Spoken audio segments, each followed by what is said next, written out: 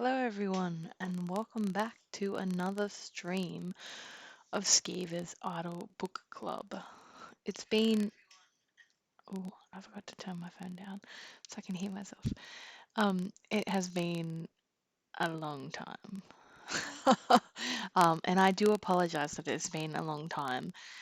Um, I am about 5 to 6 weeks of having another baby, so some nights I have just been way too tired to stream. So I depending on how far we get, this might be the last stream for quite a while. Otherwise, we'll probably do one more next week. So the plan at this stage is to finish this book and then sometime in the future when I come back, I will start on the second book. So let's get into it. Um, I think when I do it again in the future at the second book, to allow more time for cookies and stuff, I think I'm going to um, like start the stream, um, do some stuff, and then read for quite a while for most of the stream, and then just spend probably a little bit of time at the end doing some things. So that way it will be a bit less disruptive of reading and stopping and reading and stopping. Although I like this style, I think it could be done a bit better to be less disjointed. So I think, yeah, that's all I have to say on that. So let's buy some stuff and then we'll get back into it. So if you were actually here in the last stream, I was like 40 pages off finishing the book and the microphone wasn't working. So as you know, after that we had some funny Sharky had a funny stream where his sound was a bit muffled. So we did our best to fix that midstream. Um, but yeah, we got there in the end. And now we have a different setup going at the moment. One day in the future we might have a camera and some stuff like that. But at the moment, this is what works for us. So, all right, so I've done those. Oh, sorry. Um, so I am going to start reading. So I believe I started at chapter 27 before. Um, just at the uh, just as she's about to start her trial by her third trial, her trial by water. So I'm going to start from chapter 27 and we shall go from there. Chapter 27. Like before, the first two trials, Kiva's pulse was pounding in her ears as she approached her third. Unlike the immense quarry she and Nari had visited over a fortnight ago, the abandoned one was significantly smaller in width, but was said to possess a considerable depth, with workers having mined deep into the earth before the aluminium was eventually depleted. It was impossible to judge how far down it went, since years of rainstorms and underground springs had fed into the open mine, filling it with water. Kiva hadn't considered the quarry for her third ordeal. Having forgotten it even existed, she was kicking herself now, scrambling to guess what her task might involve, and whether Mott's potion would still help. As the warden led Kiva to the top of the cliff overlooking the pit, some distant part of her couldn't help thinking it was beautiful. The water was brilliant turquoise color, the limestone and other minerals having bled into it with a hint of glitter on the surface from traces of leftover aluminium. On a summer's day it would have called to her, begging her to take a dip. But right now it was still winter, and unlike the aquifer, which was kept temperate from the tunnel heat, there was no ice sorry. There was ice crusting the edges where water met stone. Kiva wasn't sure which was worse, how cold the water must be, or that there was no telling what was hidden beneath it. Submerged rocks, deserted mining equipment, mineral toxins. The list of dangers was endless. Move, Rook said, gesturing for Kiva to keep following as he headed off along the rocky path. We've a little further to go. Kiva tried not to look at the prisoners surrounding the edges of the quarry, the 3,000 odd people who were staring down into the water and waiting to see what would happen next. The anticipation in the air was palpable, even more so than before her trial by fire. Excitement, anger, resentment, jealousy, hope. It was a heady melange of emotion. Something that the guards must have felt as well, since the ones Kiva could see interspersed among the prisoners had tight grips on their weapons. Danger, Kiva's mind warned. Danger. But she couldn't give a second thought to her audience, not when every part of her was beginning to tremble with dread. All she knew was that Jaren, Tip, and Mott were up there somewhere, willing her to stay alive. She wondered if they were more or less anxious than she, being made to witness, yet helpless to act. When Rook finally came to a stop, they had travelled perhaps halfway down the quarry from where they'd started. There was still a sheer cliff between her and the surface of the water, which Kiva guessed was between 50 and 100 feet away, but it was hard to tell with the disillusioning turquoise colour and its reflecting stillness. Kiva Meriden, Rook said in a loud voice, the words echoing around the stone and up to the awaiting prisoners and guards who surrounded the quarry. Today you will face your third ordeal, the trial by water. Do you have any last words? Kiva wished he would stop asking that before each trial. What was she expected to say? But then she remembered that she did want to say something, and she looked at Nari, trying to communicate with her. In return, the guard gave the slightest of shrugs to say she didn't understand. Knowing that she was running out of time, Kiva turned back to Rook and shook her head, still thinking madly about how she might steal a moment with Nari before the trial begins.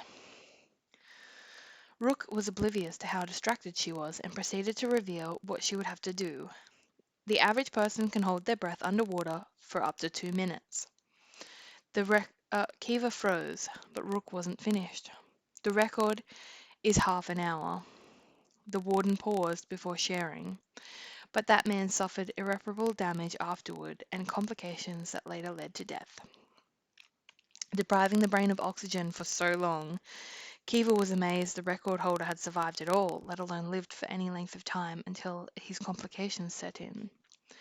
To pass today's trial, Rook continued, we've taken those times into consideration, along with the temperature of the water. As such, you're to be weighted down and sent into the quarry, where you'll remain submerged for a total of 15 minutes. He kicked a limestone boulder resting at his feet, and the coiled rope attached to it. At that point, we'll pull you back up. If you're still alive, you'll have succeeded. Kiva only remained upright because Nari took her arm in a pincer grip. The pain from her nails, all that kept Kiva's vision from succumbing to the panicked black dots creeping in at the edges. 15 minutes. 15 minutes. Not once had Kiva considered whether she'd have to hold her breath underwater, not even when she'd envisioned all the scenarios involving the aquifer. She thought she'd be swimming, not submerged, and while she knew there were free divers who could hold their breath for that long, most notably the fish farmers off the coast of Albury and workers in the Grisel catchment, she was not one of them.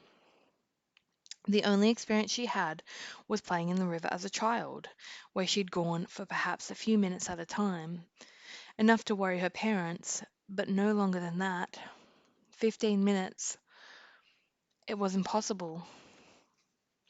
Kiva couldn't believe she was thinking it, but she wished Princess Mirren or Prince Devrick could have found a way to help her again, despite Rook's warning about no more interference.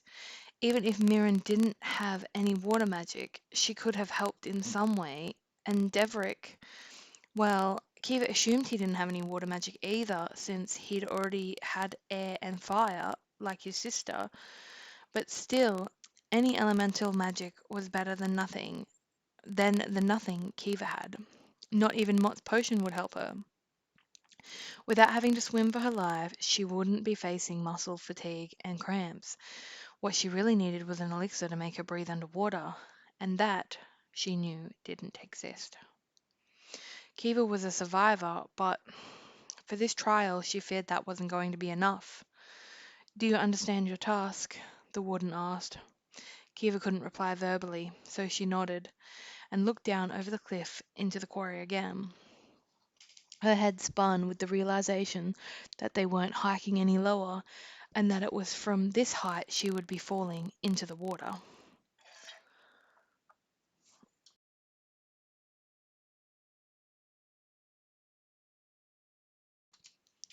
Guard Arel, would you do the honours? Rook said. Kiva's heart leapt in her chest as Nari loosened her pincer grip and moved into a crouch, reaching for the coiled rope and tying the end closest to the boulder around Kiva's ankle. Realizing this was her last and perhaps only chance, Kiva waited until Rook was issuing a command to one of the other guards before she bent and whispered in Nari's ears. It's poison, Nari. They're not sick. They're being poisoned. She didn't have time to say anything more to explain about Alicia and Nurgle and the immunity booster because Rook turned back and narrowed his eyes at her, asking, "What was that?" I told her she's hurting me, Kiva lied. The rope's too tight. It needs to be tight, Rook said. We can't have you undoing it while you're down there. And besides, how will we fish you back out if it slips off? Kiva didn't respond, but she did look at Nari as the guard slowly rose, her amber eyes alight with understanding and horror. You sure? Nari breathed. Kiva looked at Rook and then back at the guard. Yes. I told you it needs to be tight, Rook growled, oblivious to Nari's true question and Kiva's answer. The warden grabbed Kiva's shoulders and pointed to the boulder, indicating for her to pick it up. When she did, uttering a quiet oof at the solid weight in her hands, he seized the other end of the rope and shuffled her toward the edge of the cliff. The sound, similar to a collective, indrawn breath, came from the audience above. I'm not sure how deep this is, Rook said, scratching his short beard as he looked down at the water. Guess you'll have to find out for yourself. His voice lowered so that only she could hear, the smallest hint of empathy in his tone. But Kiva knew better than to believe it was for her. He was just worried about losing his best healer. This is the part where you hold your breath. Ready? No, Kiva wasn't ready. She would never be ready. She didn't have a choice. But she didn't have a choice. So she quickly called to mind everything she knew about lung capacity and controlled breathing and slowly began to hyperventilate. She knew doing so would reduce her blood pressure enough to cause hypoxic blackout. But if she couldn't expand her lungs before entering the water, she was going to fall unconscious soon enough anyway. She had to do everything she could to give herself a fighting chance. If freedivers could do it, maybe she could too. She had to at least hope there was a possibility of success. Otherwise, she might as well give up now. On three, Rook said. Kiva focused on her breathing, vaguely aware of Nari stepping up beside her, the guard trembling slightly. Whether from what Kiva was about to face or the poison reveal, Kiva wasn't sure. She didn't have any room left in her to be afraid, couldn't spare the oxygen required to feed her anxiety. All she could do was breathe. One, Rook said. Kiva inhaled, exhaled. Two. This was it. Kiva filled her lungs, sucking in more air, her diaphragm extending to the point it was painful, lightheadedness making her vision spin. Three. The warden shoved Kiva from behind, and she struggled to keep her mouth closed on the air she'd so carefully trapped, every part of her wanting to scream as she plummeted down the side of the cliff face and splash into the water. The shock of it had her dropping the boulder, her hands rising to cover her mouth, her nose, as she was pulled under, under, under. She could barely process the pain of her body slapping into the surface. The height of her fall nearly forcing the breath from her, but she didn't yield it, nor did she release anything but the smallest of bubbles as she descended down into the quarry depths, the turquoise water turning darker the lower she was pulled, the sun struggling to penetrate this deep. Kiva felt as if her ears were bleeding, the pressure of her swift descent like daggers stabbing into her brain, and the cold. She hadn't noticed in those first few seconds adrenaline and pain um, from her brutal landing, driving away all thoughts other than to keep holding her breath. But as that shock faded, a different kind of shock set in. The water was like ice. 15 minutes. It was too long, too deep, too cold. A hollow echo sounded, and Kiva jolted to a stop, the boulder having finally thudded against the bottom of the quarry, or perhaps some fortunately placed outcropping that kept her from sinking further. It didn't matter. She was still too far down. The water around her dark enough that she struggled to see anything but blurry, distorted shapes.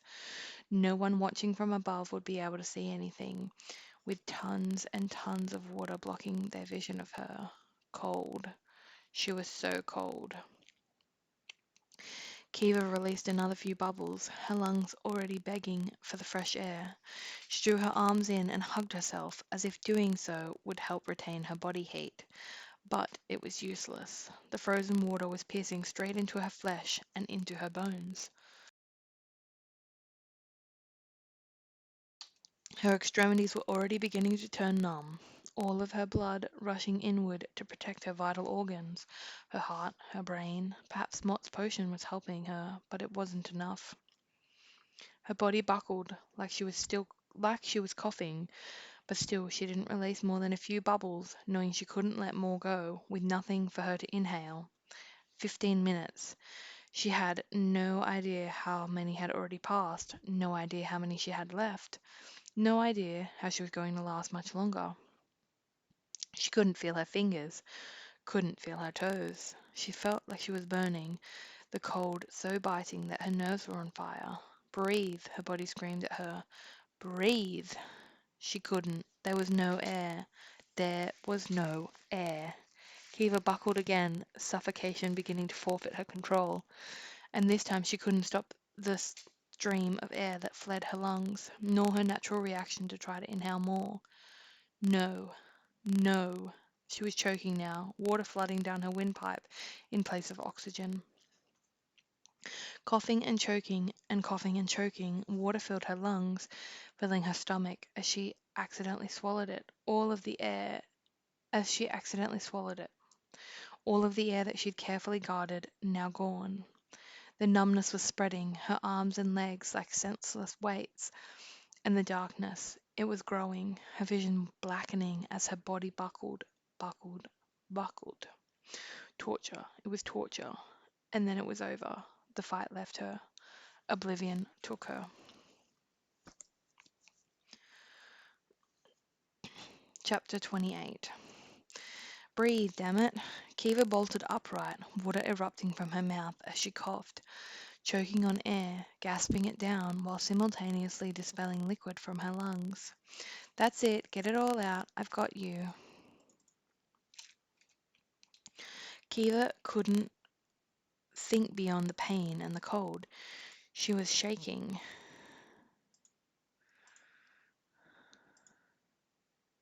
All over, her limbs numb, her chest and head aching, her lungs and throat burning, her ribs throbbing. I've got you, said the voice again, and Kiva finally recognized it, and the arms that were holding her, the body she was pressed against. J- J- Jaren? She tried to ask, but her lips could barely sound the word. I'm here, he said, holding her tighter. You're alive. You're alive. He said it like a prayer, as if he couldn't believe it. From the throbbing in her ribcage, Kiva wondered just how close she'd come to dying, wondered if she owed him her life. But then she wondered why she was in his arms. Where was Rook? Nari? The other guards. Slowly, Kiva opened her eyes, the effort nearly impossible from the frozen, aching exhaustion that had overtaken her body.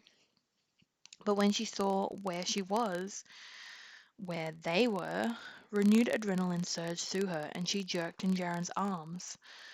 What? Kiva couldn't finish her sentence, struggling to comprehend what she was seeing. They were still in the quarry, beneath the water. The boulder was still tied to Kiva's ankle, but they were breathing. They were talking. They weren't drowning. A pocket surrounded them, a human-sized bubble just large enough to encompass them, a small air funnel leading from it into the water above their head, presumably to the surface, supplying them with fresh oxygen. What the... I can explain, Jaren interrupted quickly. But first, we need to get you warm. Your body's going into shock. It wasn't going into shock. It was already in shock. And that shock grew sorry. And that shock grew exponentially when Jaren pulled her closer, right before a circle of flames burst into being around where they sat on the quarry floor. Heat, delicious heat began to seep into Kiva's bones, thawing her from the outside. She moaned and clutched at Jaren, who continued to hold her tightly against him, his body warmth combined with the smokeless fire returning feeling to her limbs, chasing away the ice-cold nothingness.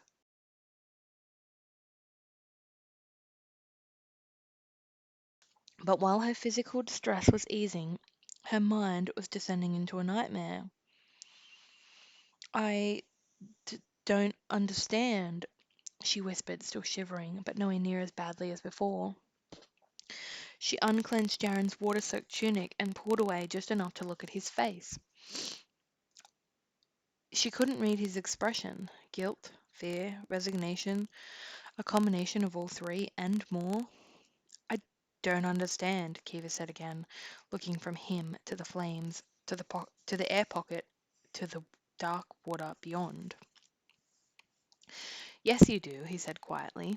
Kiva shook her head, then shook it again, her wet head dripping down her face. No, she said, holding on to her denial. It's not possible. She wasn't shaking from the cold anymore. She was shaking from something else entirely. I couldn't let you die, Kiva, Jaren whispered, his arm still holding her, feeling her tremble. You were down here too long. His throat bobbed. When I got here, you weren't breathing. I had to resuscitate you. Kiva felt the truth of his words, not just in the haunted way he was looking at her, but in the throbbing of her chest, her lungs, her heart. He'd brought her back to life. But that wasn't the part she didn't understand. They were surrounded by fire and air, in the middle of a body of water. Kiva licked her lips and asked, Did did the princess give you an amulet too? Slowly, Jaren shook his head. Did the prince? Kiva whispered, her voice hoarse.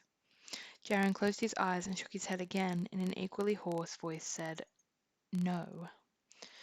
One word, and Kiva knew. Jaren didn't have an amulet. Jaren didn't need an amulet, because Jaren had elemental magic. A memory from weeks ago flooded across her mind. Jaren's own words about magic users. I've heard there are anomalies too, born outside the royal bloodline, just like in ancient days. An anomaly. Jaren was an anomaly. Kiva couldn't believe it. How? Jaren cut her off with a curse, his head jerking upward into the water above them. We're out of time, he said, standing to his feet and pulling her up with him, the air bubble expanding around them. I wish I could explain, and I will, I swear. But right now I need you to promise that you won't tell anyone what happened down here. They all saw me dive off the cliff, but the water's too deep for them to have seen anything else. They can't know about my magic. No one but Nari knows. Nari knows? Kiva gasped. She wished her brain would recover faster from what had just happened so she could more easily process what she was learning. Promise me, Kiva, Jaren said urgently. You can't tell anyone who I am. Do you understand? But Kiva didn't get a chance to make him any more promises, because the rope went taut, tugging at her ankle. Take a breath, quick, Jaren ordered right before he released whatever magic was keeping them protected. In an instant, Kiva was again engulfed by freezing water, but this time she was being pulled upward, Jaren holding onto her tightly as they were tugged together toward the surface, then out into the air. The journey took long enough that Kiva was coughing and shivering again when she was finally pulled over the edge of the cliff. She didn't have to act like she was struggling to breathe, since her lungs were genuinely protesting the renewed lack of oxygen. Jaren was by her side, spluttering along with her, his skin tinged blue from the cold, as Kiva was sure her own was. On your feet, came a rough voice, and a hand latched onto the back of Kiva's tunic, dragging her up until she was standing. She could barely keep her legs under her, but she still had enough sense to fear what was about to unfold. I warned you, Warden Rook growled, striding into her line of vision. There was no relief in his eyes. If anything, there was a spark of frustration, as if he thought he'd finally be rid of her. Whoever had pulled Kiva up remained behind her, their fist bunching the material near her neck, making her have to wheeze for breath as her frozen body shook violently. She looked sideways at Jaren, her fear doubling when she saw who had hold of him. The butcher. I warned you, Rook repeated, his dark face clouded with anger as his gaze shifted between them. Was I not clear when I said I wouldn't allow any interference in this trial? Kiva tried to nod, but she only managed to start coughing again. It's not her fault, Jaren declared around his own cough. I'm the one who jumped in after her. Rook stepped toward him, and reached for his hand, reading the metal band around his wrist. D24L103. You're new. I've been here nearly 2 months, Jaren said. He held the warden's sharp eyes as he added, long enough to know who's worth saving. Kiva felt his words burrow into her while also willing him to shut up, knowing that anything he said would only make things worse. The warden had warned her. He'd been very clear that any interference this time would result in punishment. Jaren had saved her life. She couldn't allow him to lose his in return. I asked him to do it, she blurted. Jaren's head whipped toward her. No, Kiva, don't. He got hurt, and I helped him, so he thought he owed me. Kiva said quickly, the lies falling from her lips. She faltered slightly when she saw Nari at the edge of her vision, the guard's face pale as she watched in dismay. But Kiva rallied and continued. He told me he used to dive in the lake near his house. He said he could hold his breath for a long time. We agreed that he'd jump in after I'd been down there for a while, and he'd breathe his air into my lungs, helping me survive longer. It's my fault, not his. My idea. Kiva, enough, Rook interrupted Jaren. A single barked word. He stepped closer to Kiva and in a low, threatening voice said, I tried to protect you, but I can't save you from yourself. Not anymore. Before she could process the warden's words, he jerked his chin at the guard behind her. Her tunic was released, and for a single relief-filled moment she thought she was free. But then a sharp pain erupted from the back of her head. The last thing Kiva heard was Jaren yelling her name as she crumpled to the ground.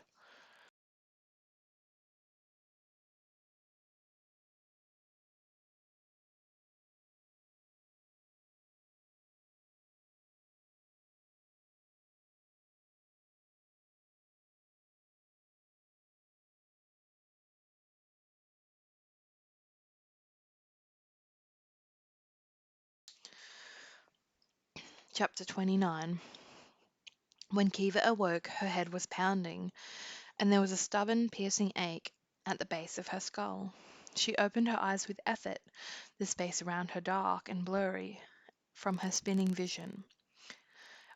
And from her spinning. Ugh. She opened her eyes with effort, the space around her dark and blurry from her spinning vision. She tried to sit up, but it took 3 attempts before she was no longer lying flat on the cold stone floor. Ow, she moaned to herself, pressing a hand to her head. Steadying her breath, she sought to clear her mind, to figure out where she was and why. Adrenaline slammed into her when she remembered the water ordeal. Drowning. Jaren saving her life. With magic. Rook. Then nothing. Her thumping heart made her head ache even more, but it also brought, brought much needed clarity, and Kiva was able to shakily rise to her feet and look properly around the room she was in, the cell she was in, for that was what it was, no more than a small empty space surrounded by thick stone walls, a metal door at one end, the dimmest of aluminium beacons offering just enough light to see by. Kiva had never been in such a cell before. Dread rose within her, and she considered what she knew of Zalandov. All the buildings she'd visited as the prison healer, there was only one she'd never set foot in. She was in the punishment block. The abyss. A scraping sound at the metal door had her whirling toward it, then backing away as far as she could, her pulses racing, nerves shooting through her limbs. If her bladder had been full, she would have soiled herself. So stark was her terror at what she was about to face, at who was about to step through that door. It wasn't the butcher. It wasn't even Bones. Just another guard, someone Kiva didn't recognize. She knew better than to feel relief, especially when the guard barked, "Come, healer, your presence is required." Kiva's legs were quaking as she followed the man out of her cell and down this dark stone hallway. There were more metal doors spaced along it, and she was sure she heard crying and moaning as she passed by some of them. Was Jaren behind one of them? Was he hurt? The air smelled of fear, blood, sweat, vomit, and other waste. Bile rose in Kiva's throat, but she forced it down and breathed through her mouth, blocking her ears to the cries. "In here," the guard said, his hand clutching her shoulder as if to keep her from running. He opened the door, this one wooden, and they stepped into the room beyond. It was larger than the cell she'd just left, enough for a number of people to move around comfortably. The walls were still thick stone, and the floor sloped downward slightly toward a small drain in the center of the room, into which fresh blood was slowly flowing. Blood that came from Jaren, who was tied to a flogging post, his head bowed, his back a mess of deep red slashes. "No," Kiva gasped, her knees buckling. Only the guard's tight grip kept her from falling.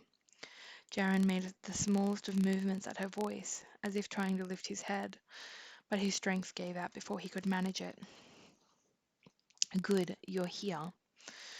Kiva turned woodenly to the man holding the whip. The butcher's pale eyes were glowing with sadistic delight, a smirk stretching across his ruddy face as he rolled the cat o' nine tails in his hands. "You're just in time for the best part," he continued, moving slowly toward Jaren. "No, please," Kiva begged, lunging forward. She only made it one step before her guard yanked her backwards, wrapping his other arm around her middle from behind. "Uh," he whispered in her ear, his breath like rotten fish. "You stay here. Best seat in the house." "Don't worry, healer," the butcher called to her. "We're just having some fun. You'll enjoy it, I swear." And without any other warning, he drew back his arm and then flung it forward, the cat o' nine tails swinging through the air and lashing into Jaren's flesh. His body jerked violently, a moan leaving him before he slumped against the post, it being the only thing that held him up. Tears pooled in Kiva's eyes and then flowed from them as the butcher drew his arm back again.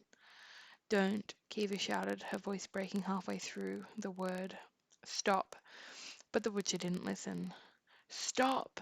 Kiva screamed when his whip flew through the air a second time. "Stop! Please stop!" She screamed at him over and over, but he was deaf to her pleas as he struck his whip into Jaren's back again and again and again and again. Desperate, Kiva fought the guard holding her, wrestling in his arms to get away, to get to Jaren, but it was no use. He was too strong, his grip too tight, and she was forced to watch as the butcher continued his torture, turning Jaren's flesh into a pulpy mess of lash marks. Kiva was sobbing openly by the time the butcher finally stepped back, her voice raw from screaming at him to stop. And then he turned his pale eyes on her.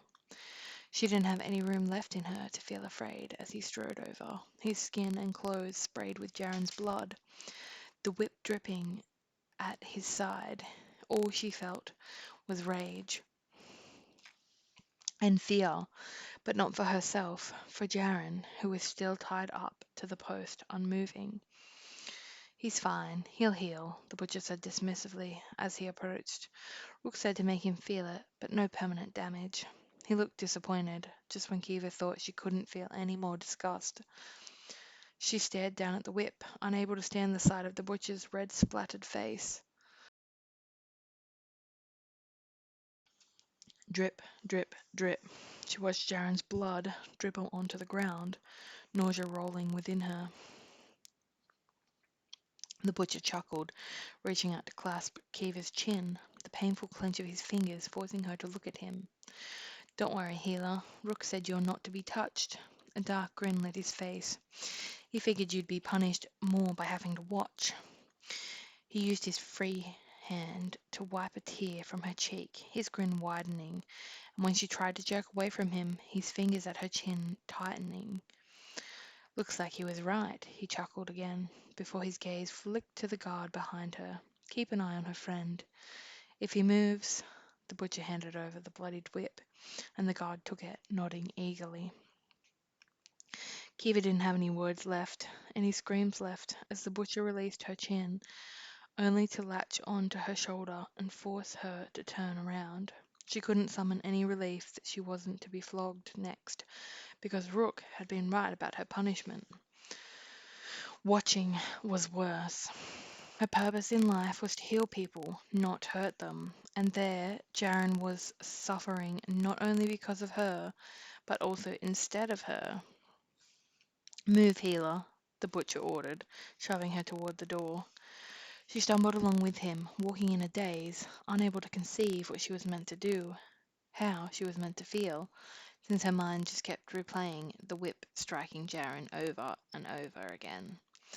Unsatisfied with her pace, the butcher wrapped his fingers tightly around her wrist, dragging her down the stone corridor. His hand was wet against her flesh, and when Kiva looked at where they were joined, she gagged at the sight of Jaren's blood being transferred onto her skin. Hurry up, the butcher growled, tugging her viciously after him. Where are you taking me? Kiva finally managed to rasp. There are different kinds of torture. Did you know that? He said, his tone conversational, as he continued hauling her along. There's the physical kind, like the fun I just had with your boyfriend. Fun. The butcher considered what he'd just done fun. He's not my boyfriend, Kiva whispered hoarsely, even as the loud whack, whack, whack of his whip meeting Jaren's flesh continued echoing in her ears, the memory refusing to fade. Then there's the psychological kind, the butcher went on, oblivious to her inner turmoil, or perhaps reveling in it. Rook only told me not to get physical with you, a flash of teeth. He didn't mention anything else. He paused to let that sink in, but Kiva was too numb to feel alarmed. All she could do was stare at the blood on the butcher's arms, legs, chest, face. So much blood. Her fault. It was all Kiva's fault. Are you... She could barely ask her question, but she needed to know, so she croaked out, Are you going to kill him? Oh no. A sharp laugh from the butcher. Oh no. Kiva wilted with relief. But when he wakes up, he'll wish I had. Tears filled Kiva's eyes, her imagination going into overdrive as they reached a stone staircase. The butcher dragged her back down it, then down another. The air was cold here, the smells even worse, like all the suffering from above had seeped beneath the earth and now lingered like ghosts. Do you know why they call this place the Abyss? the butcher asked when he finally pulled her to a stop in front of another door, this one made of thick, impenetrable stone. Kiva felt hollow inside. Fear for Jaren threatening to overwhelm her, but also looking at this door, a sudden growing fear for herself. She didn't get a chance to answer the butcher before he opened it, shoving her into a pitch black space beyond and declared, "You're about to find out." And then darkness.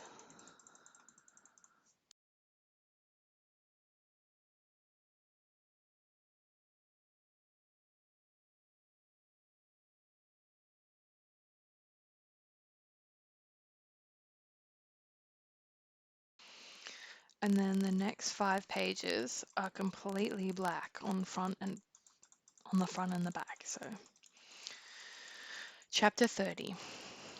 The stone door opened, a crack of light. Kiva turned her face to it, her eyes so blinded that she saw nothing, and yet she couldn't keep in her quiet gasp of longing. Light. Any light.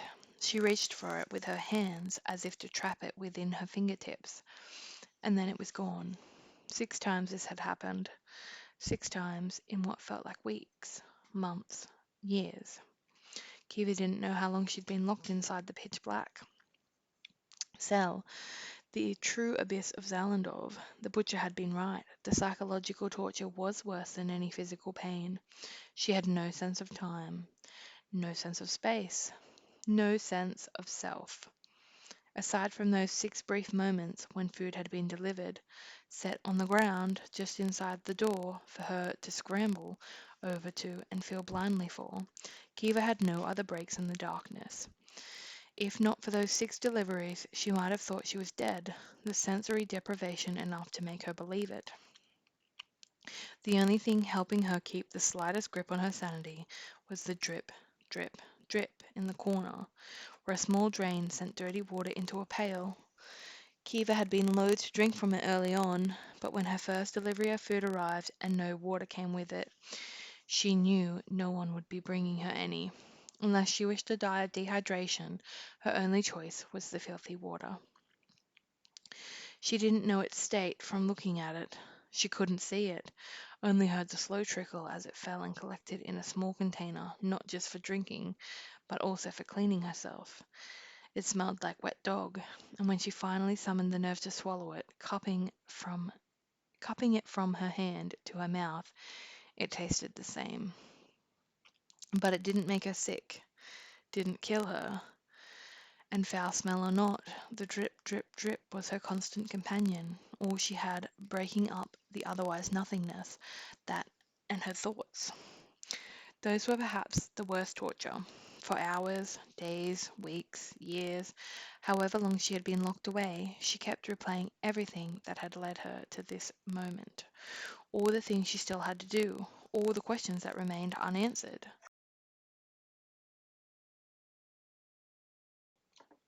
Was Jaren safe? Were they still hurting him? Was he even still alive? And what about his magic? Was he the only anomaly, or were there others? Why was he in Zalandorf when he could have used his power to evade arrest? What crime did he commit to begin with? Then there was Nari. How did she know Jaren's secret? Why had she kept it from the other guards, from the warden? Was that why she'd watched Jaren so closely? Because she'd feared he would try and escape? But even after Kiva around her question about spiraled around her questions about Jaren, as the time passed, there was more things she didn't know, more she was desperate to hear any update about. Was Tip all right without her? Was Tilda? Had Nari discovered who was poisoning the prisoners? Had she figured out that Alicia and Nurgle were pawns? Had she told Rook? Had they found a cure? Or were people still dying?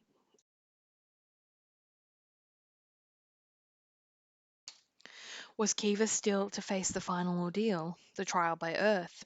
Would they just forget about it and keep her locked up in isolation forever? If so, what would that mean for Tilda? Would she be allowed to live as a prisoner? Should she survive her illness? she be killed? Had she already been killed? It wasn't just the sickness or the guards who were a threat to her. The other prisoners were too. Kiva had heard them whispering, the anti-rebels plotting her demise. Snuff out that so-called queen in her sleep. Kiva hadn't lingered on the threats, knowing Tilda had been safe while in her care, but being locked away, anything could have happened in that time she'd been gone. And what about Kiva's family? Had Cresta sent word to the rebels that Kiva was in the abyss, that Tilda's life was at risk if Kiva didn't make it out again? Did her family know about her suffering in the dark? Did they care? Don't let her die. We are coming. They had failed to keep their promise, and Kiva was no longer sure if she could keep hers, to Tilda or to herself. Her family's coded notes had given her strength to stay alive, the knowledge that they were still out there, the hope that she would one day join them. But now Kiva feared that would never happen, that she wouldn't live to see outside of Zalandov's walls, outside of his cell. Outside of this cell, outside of this darkness. Another crack in the doorway had Kiva leaning toward it once again. It felt like only minutes since her food had been delivered, and she wondered if perhaps she was starting to go mad, since time was becoming so distorted. Had she eaten the meal? She couldn't remember the taste of it, couldn't even remember reaching for it. But Kiva didn't let that trouble her, instead turning full body to the light, basking in the momentary comfort it offered, knowing it would be gone again in seconds. Only it wasn't. Thank the Everworld you're alive. Kiva was sure she must be dreaming, that the bobbing aluminium beacon entering the cell and lighting up the space must be a hallucination along with the person who held it. Nari? Kiva rasped. Or she tried to. She couldn't recall the last time she'd spoken, and the word struggled to leave her lips.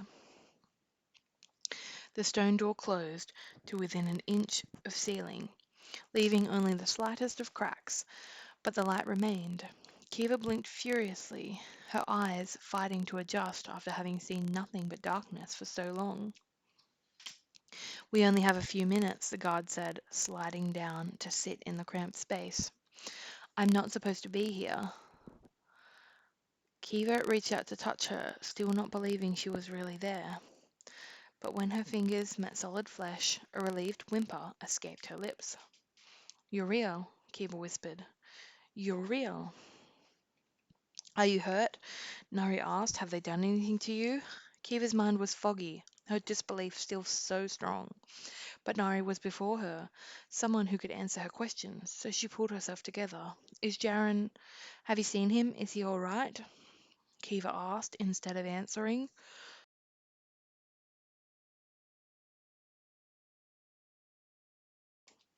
He's healing, Nari said. Healing? Kiva's heart rate accelerated. What did they do to him? The aluminium beacon revealed Nari's puzzlement. He said you were there, that they made you watch. I saw the butcher whipping him, but that was weeks ago, longer, when we first arrived. Kiva said, swallowing back through the memories. Have they hurt him again? Is someone treating his wounds? She hated the idea that he was being punished over and over, all because he'd saved her life. Weeks? Nari repeated, sounding even more confused, but then she looked around the small dark cell, seeing that the only light source was what she'd brought with her, and her face cleared with understanding, and then flooded with pity. Her tone was careful, wary, even concerned, as she said, Kiva, you've only been in here for 6 days. All the air rushed out of Kiva. 6 days? She'd only been locked away for 6 days? It had felt like a lifetime. Like 2 lifetimes. How could so little time have passed? He's doing better every day, Nari said quickly, and if she saw the hopeless tears that glistened in Kiva's eyes, she didn't bring attention to them. I've only been able to sneak in and see him twice. They're watching him almost as closely as you. But I cleaned and dressed his wounds just as I've seen you do before. There's no sign of infection, but Tip gave him some elderflower petals to make him chew on. just in case. Said they would work with the Balico sap and help keep his blood clean. Good, Kiva replied in an unfamiliar choked voice. That's good. 6 days. She couldn't believe it. But still, she made herself get a grip, recalling what Nari had said, but only having a few minutes, and tried to prioritize what she needed to know. Is Tip all right? He asked. She asked, despite the guard having just mentioned him. He's fine, Nari assured her. He's worried about you, but I've been looking out for him. What about Tilda? Nari's answer was slower in coming, as if she couldn't believe Kiva was wasting time asking about the rebel queen, but she eventually said, no change. She paused, then shared further. Tip's guarding her like a watchdog, barely leaving the infirmary so he can stay by her side. He says it's what you'd have done if you were there, so he's watching over her in your stead. Oh, Tip. Kiva felt a renewed surge of affection for the young boy, missing him dearly, wishing for just a hint of his effervescence to seep into her dark cell. Her he wouldn't need aluminium beacon, he'd light up the space all on his own. And the poison? Kiva asked, unable to wait any longer. 6 days. I thought more time had passed, but have you figured it out? I wondered if it might be Cresta at first, but I don't think she. It's not Cresta, Nari said. There was something wrong with her voice. It was too low, too flat, too full of emotion. Anger, disbelief, despair. So you did figure it out, Kiva asked, because despite Nari's strange tone, that in itself was a relief. After the quarry, the guardstead said, still sounding off. Alicia sought me out, aware that you and I had grown close. She was angry with you, saying you'd been remiss in your duties as a healer. When she explained about the vials she and Nurgle were giving out, it didn't take much for me to realize what was really in them. Nari shook her head. I can't believe it was happening right under our noses. We had no way to know, Kiva said, even if she was just as angry with herself. I spoke with Warden Rook, Nari went on. She shifted on the ground, drawing her arms in closer to herself. Kiva had never seen her look so defeated. I told him everything, all the tests you'd done, how nothing had been coming up. Then I told him that what you said about the quarry and what I'd learned about the so-called immunity boosters. Kiva waited, but when Nari said no more, she prompted. And? Nari dragged in a deep breath. And he already knew about them. Kiva's stomach bottomed out. Denial hit her hard and strong. No, he didn't, she said hoarsely, recalling how he'd found her holding a vial just before the trial by water. He looked straight at her and asked her what it was. But then his eyes had narrowed at her answer when she'd told him it was nothing important, and he'd refused to speak to her in private, even when she'd blurted out her request. If he really had already known the truth, why didn't he say something? Kiva demanded. When Nari remained silent, not looking at her, Kiva continued ranting. So much wasted time. If he knew about the vials, why did he let us run around like idiots searching for the source? You could have been hunting down the supplier, and I could have been working on a cure. There's so much we could have done differently if we'd known. So many people who didn't need to die. Kiva was burning with resentment. If there had been room to move in her cell, she would have gotten up and paced. What had Warden Rook been thinking, keeping that from her? How long had he known? After the trial by fire, he'd wished her luck, told her that many lives were counting on her. Had he known then? Had he just been laughing at her as she met failure after failure? Something like this went around years ago, soon after I first became the warden. You were probably too young to remember. I don't understand, Kiva wailed as she recalled what he'd told her, knowing that he'd faced the same sickness, the same poison, years ago. Why would he keep that a secret when it could have helped? He was at risk too. Everyone was. Only that wasn't true, Kiva realized, because not a single guard had fallen ill. A strange tingling sensation began to spread through her insides, as if she were beginning to understand something that once discovered could never be unlearned. Something like this went around years ago, soon after I first became the warden. Nari wasn't meeting her gaze. The feeling within Kiva intensified into a roiling, bowel-twisting sensation of true dread. Nari? Kiva said, her voice unintentionally quiet, as if she subconsciously didn't want to ask, didn't want to know. Finally, the guard looked back at Kiva. The same emotions were still blazing behind her eyes: anger, disbelief, despair. But there was a new one, too: hopelessness. I swear I didn't know, Nari whispered, her normally strong voice hoarse. If I'd have known, I would have said something, done something. I would have stopped it. Stopped what? Kiva asked, fearing what she already knew. Something like this went around years ago, soon after I first became the warden. Nari's throat bobbed. They're expecting a record number of prisoners come spring. The winter has been harsh all across the continent. So much more crime than usual, especially with the rebel uprising bleeding into the other kingdoms and rumors of war on the horizons. Kiva felt like she'd missed a step. So, Nari held Kiva's eyes, openly sharing her horror at what she was about to reveal. Zalandov is already past capacity, so Rook decided to enact his own form of population control. Population control. The two words echoed in Kiva's mind, her fears confirmed. The prisoners were being poisoned. No, not just poisoned, executed. And it was deliberate. And it came from the top, from Warden Rook himself. Something like this went around years ago, soon after I first became the warden. He was murdering prisoners now, just as he'd murdered them before. 9 years ago, Warden Rook had killed her father. Kiva felt as if she'd been kicked in the gut and then trampled to keep from getting up again. Was that why she was locked away in the abyss? Not just because of Jaren's interference with the ordeal, but also because after Nari had confronted Rook, he realized Kiva might find a cure to his poison, ruining his plans. Or had he decided to get rid of her before that, when he'd seen her holding the vial, and Jaren's rescue in the quarry gave him the excuse he needed to lock her away before she could stop him? With sudden clarity, Kiva now understood. He'd never wanted to protect her. He wanted to keep her close, to make sure she remained his submissive puppet. And as soon as he knew she wouldn't, Rook didn't answer to a single kingdom. He answered to all of them.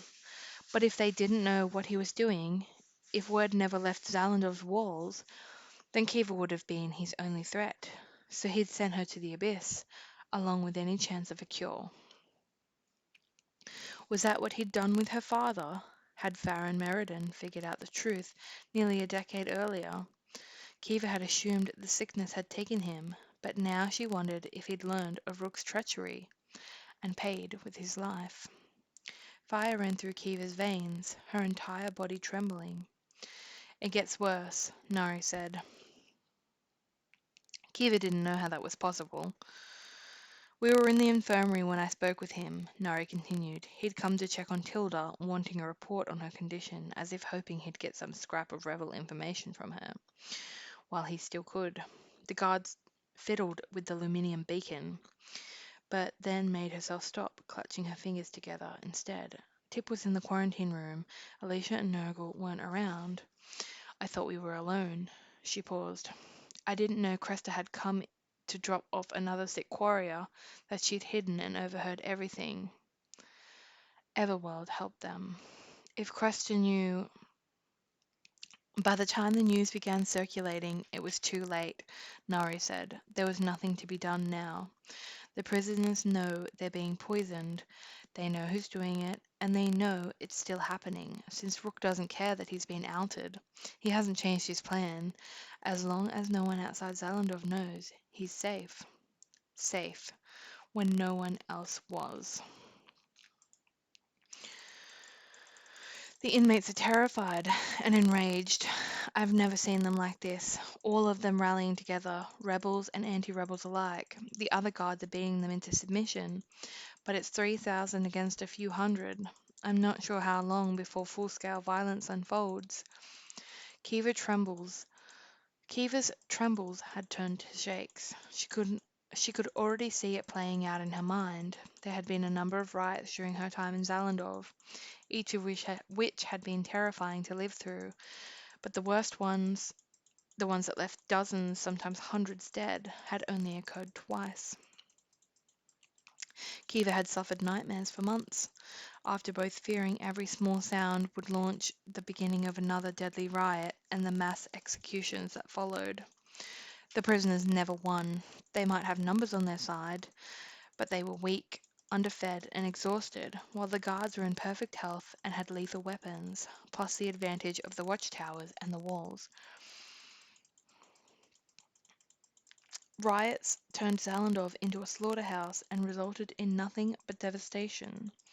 As soon as I learned what was happening, I rode to Vaskin and sent a missive to King Stellan and Queen Ariana, Nari said, her voice stronger now, trying to let Kiva know that she was handling it, and if she alone could make as if she alone could make everything better. I've told them about Rook and the poison.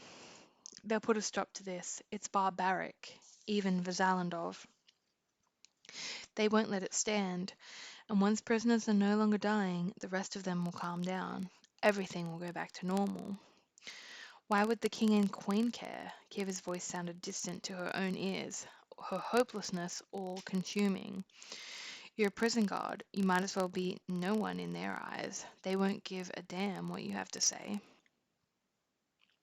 The words were harsh, and if Kiva hadn't been so distraught after all she'd just heard, she would have been more tactful.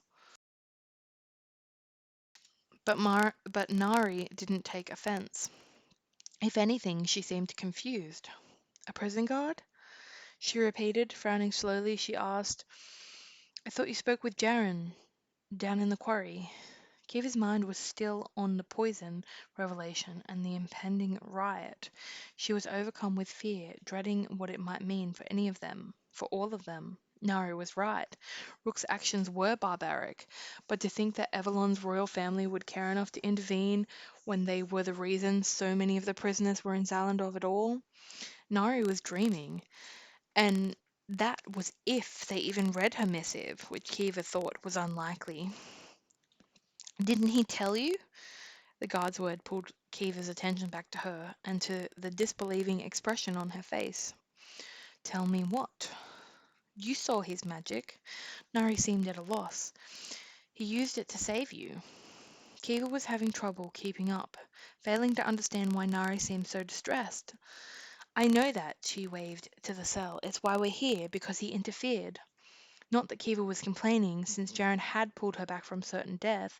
She might hate everything about the abyss, but at least she was alive. Jaren, too.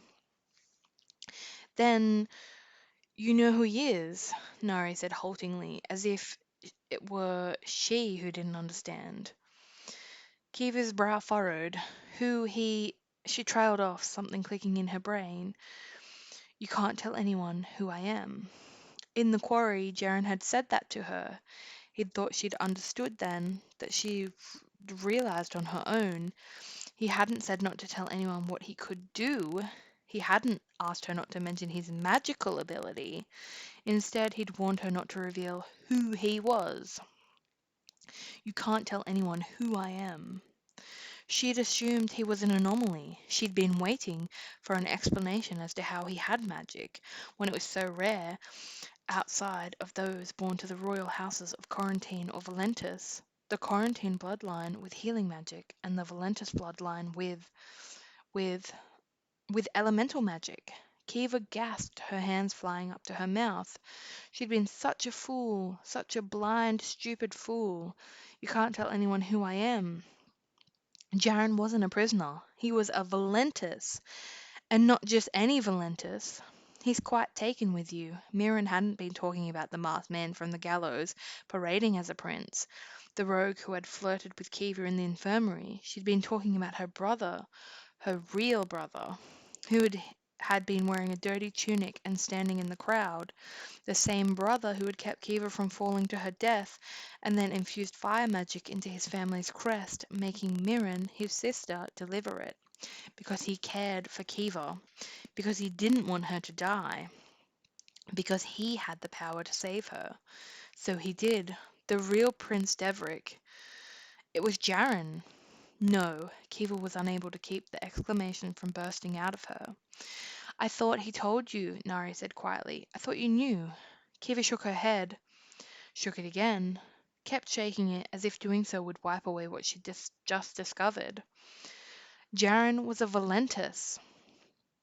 His family was the reason her brother was dead, the reason she had been torn from her family and lost a whole decade of her life, the reason her father had died at the hands of a murdering psychopath in this place. You're to be imprisoned for suspected treason against the crown, the Valentus crown, Jaren's crown. He was the heir to their throne, the crown prince, and he'd lied to her for weeks. Tears glittered in Kiva's eyes. Nari reached for her, but she recoiled. Hurt splashed across the guard's face, but Kiva was struggling too much with her internal war to feel any remorse. Why is he here? She rasped out. He was the Prince of Avalon. Why was he masquerading as a prisoner at Zalandov? Why was he risking his life down in the tunnels day after day?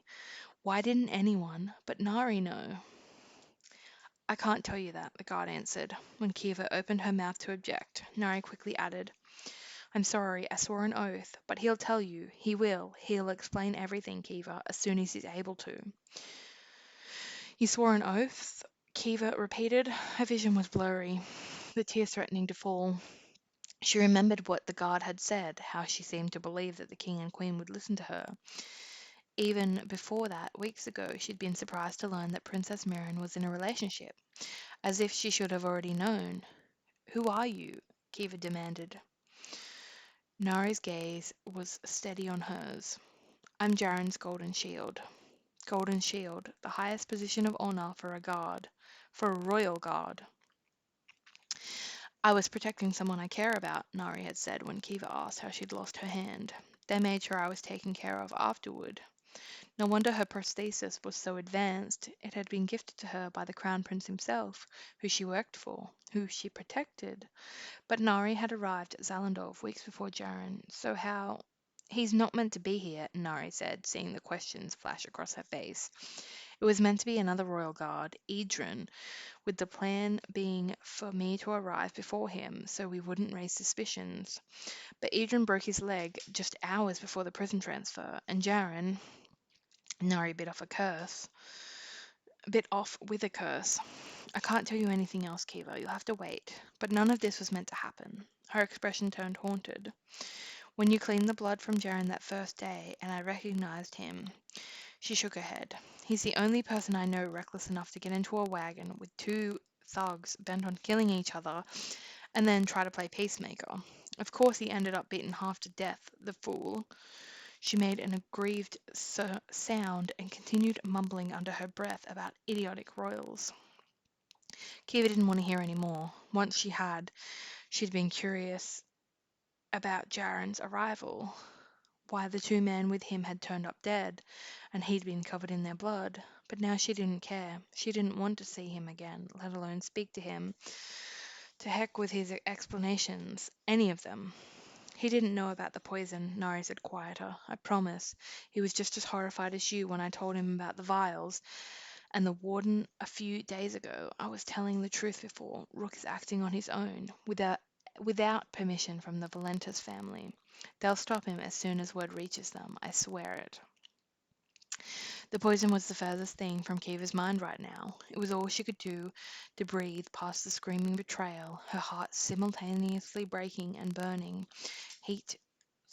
Hurt and fury fighting for dominance. The slightest of noises echoed through the small crack in the door, and Nari hissed out another curse. That's my warning. The guards are changing shifts. I have to go. She stood to her feet, the aluminium beacon flickering shadows across the stone. Kiva scrambled up after her. Despite everything she'd just learned, she didn't want Nari to go, leaving her to face the darkness again. She'd wanted to hate the guard, to rail at her for lying the whole time they'd known each other, but Nari was only acting upon orders given to her, keeping Jaren's, Prince Devric's, secrets. To Kiva, the guard had been nothing but respectful, kind, protective. She'd become her friend, remaining by her side and holding her together, sometimes literally in the case of the trials. As much as she wished she could, Kiva couldn't muster the bitterness needed to resent her, not when all those feelings were directed toward the Crown Prince. She had no room left to be mad at anyone else. I know it's a lot, Nari said urgently, dimming the aluminium beacon to its lowest setting, as if fearing someone might see it through the sliver in the doorway. I know your head must be spinning right now, so please listen to me when I say everything will be all right. We'll get Rook to stop using the poison, and Jaren will explain everything else. Just try to keep an open mind until you've spoken with him. You have a right to be angry, but don't let that stop you from forgiving him. He did what he did for the right reasons. That was all well and good for Nari to say, but she didn't know what Kiva knew, didn't know about her family, her history. Kiva couldn't keep an open mind, knowing what she did. And forgiveness? Impossible. One last thing, Nari said, and something about her voice had Kiva curling in on herself, as if expecting a blow, another one. You still have to face your final ordeal, but.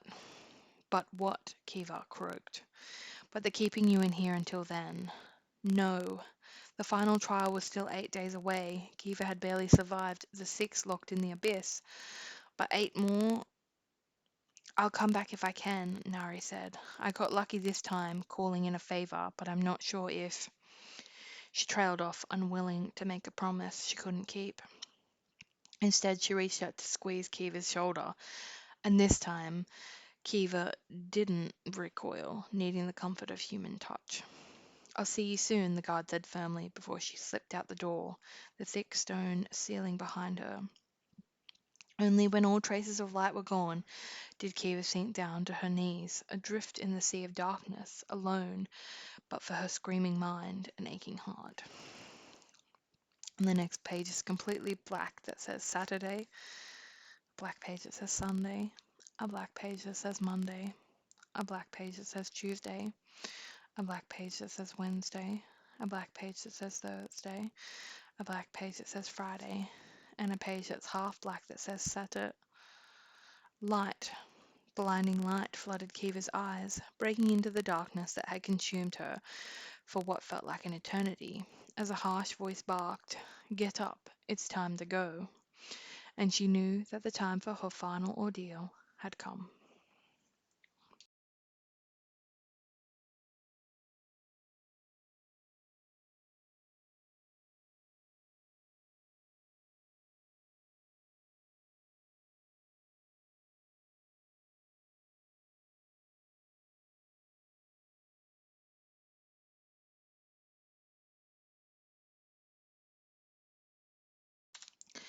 Chapter 31. Kiva could barely see as the butcher dragged her up the stairs and along the stone hallway, her eyes having become so accustomed to the dark that she was squinting even in the low light of the dimmed aluminium beacons. For 8 days she'd spoken to no one, alone in her isolation. When Nari had left, she'd feared she wouldn't survive, but knowing there was an end date, that someone would eventually come to take her to the trial, it had helped, if slightly.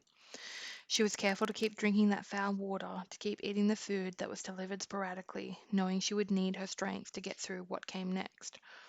The trial by earth was her final test. Today would decide whether she lived or died, whether she was to be set free or executed. Tilda, too, since her life, or death, was tied to Kiva's. For 8 days, that was what she had been left thinking about, what she might face in the trial and how it might end, fully aware that she was spending what she could She was spending what could be her last hours alone in a dark, smelly cell. But that wasn't all she'd been dwelling on. Thoughts of the poison, Rook and Jaren had possessed her mind. Jaren especially. She'd come to realize that there was nothing left that she could do about the warden and his nefarious actions. She had to trust that Nari would handle it, and she'd sworn she would. Kiva also had to believe the warden would adhere to the law and release her, should she survive the final trial, even with the knowledge she now possessed. He had killed her father and murdered hundreds of innocents, both now and 9 years earlier. She was determined he would pay for his crimes, even if it was out of her hands, for now. But Jaren, Kiva still couldn't get over who he was, how he'd lied to her, but also how he'd saved her. No matter how long she'd spent in that cell, no matter how much time she'd had to think over everything, she hadn't been able to come to a decision about how she felt, whether she could get past her anger and hurt. Try as she might, she couldn't stop hearing the crack of the whip as it met his flesh. His moans of pain, the sight of his blood pooling on his back, covering the butcher, dripping to the stone floor. He had done that for her. The Crown Prince of Valentis had risked his life by jumping into the quarry to rescue her, and in return he'd been whipped to within an inch of his life. She couldn't ignore that, even if she wanted to. When Kiva had first learned about his duplicity, she hadn't wanted to see him, nor hear his explanations. But that initial fury had faded, and now she did want to confront him, desperate to hear what he had to say. The problem was, with her trial today, and her imminent death or release, she didn't know if she would ever face him again. Kiva Meriden, the butcher, brought Kiva to a halt, and she looked up to see that they were near what she guessed was the entrance to the punishment block, the small space crowded with a handful of guards, one of whom was the warden. It was he who had spoken, staring mildly at Kiva as if he weren't responsible for the premature deaths of so many prisoners, including her father. Hatred burned within Kiva, but she knew better than to act upon it.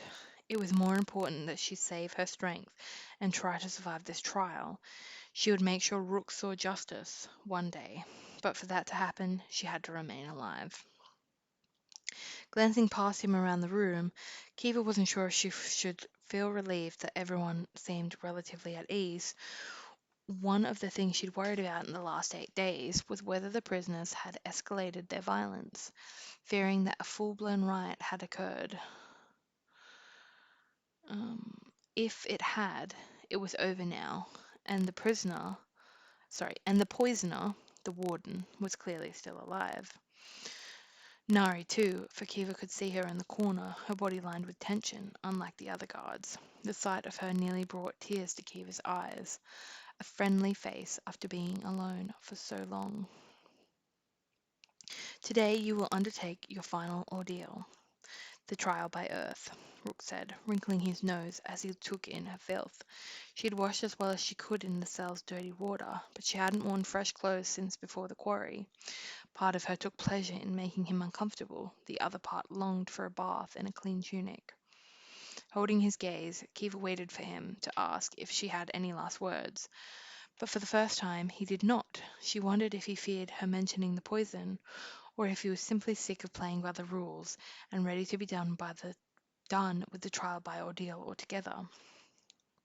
Owing to the nature of this task, there will be no audience today, Rook continued. Kiva raised her eyebrows, curious if that was because the task itself didn't allow it, or if things truly were so bad with the prisoners that the warden didn't want to risk amassing them together in one place. She assumed it was the latter, since all of the other previous ordeals had been deliberately planned spectacles. But she'd also spent the last 2 weeks racking her brain to think what the trial by earth might entail, and had come up with too many possibilities to narrow it down. She'd eventually given up, having been wrong every other time anyway. Her main regret was that she'd had no chance to see if Mott had formulated a remedy that might help her. For this ordeal she truly was alone.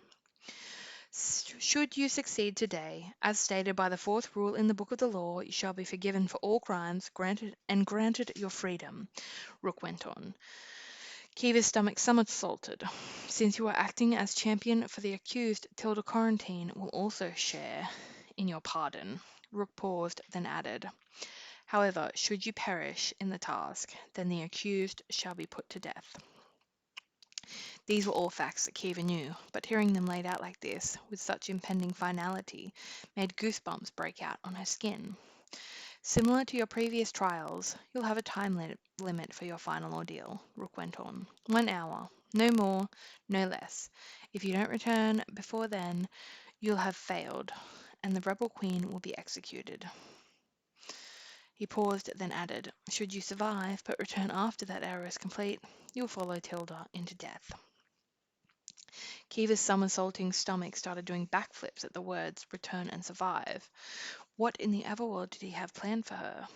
One last thing, Rook said, as if he'd been a fountain of information, when he had not. Given what happened in the trial by water and the interference by fellow prisoner D24L103, we've made a decision regarding his punishment. Kiva jerked when she saw Nari make a similar movement from the corner of her eye before the guard caught herself.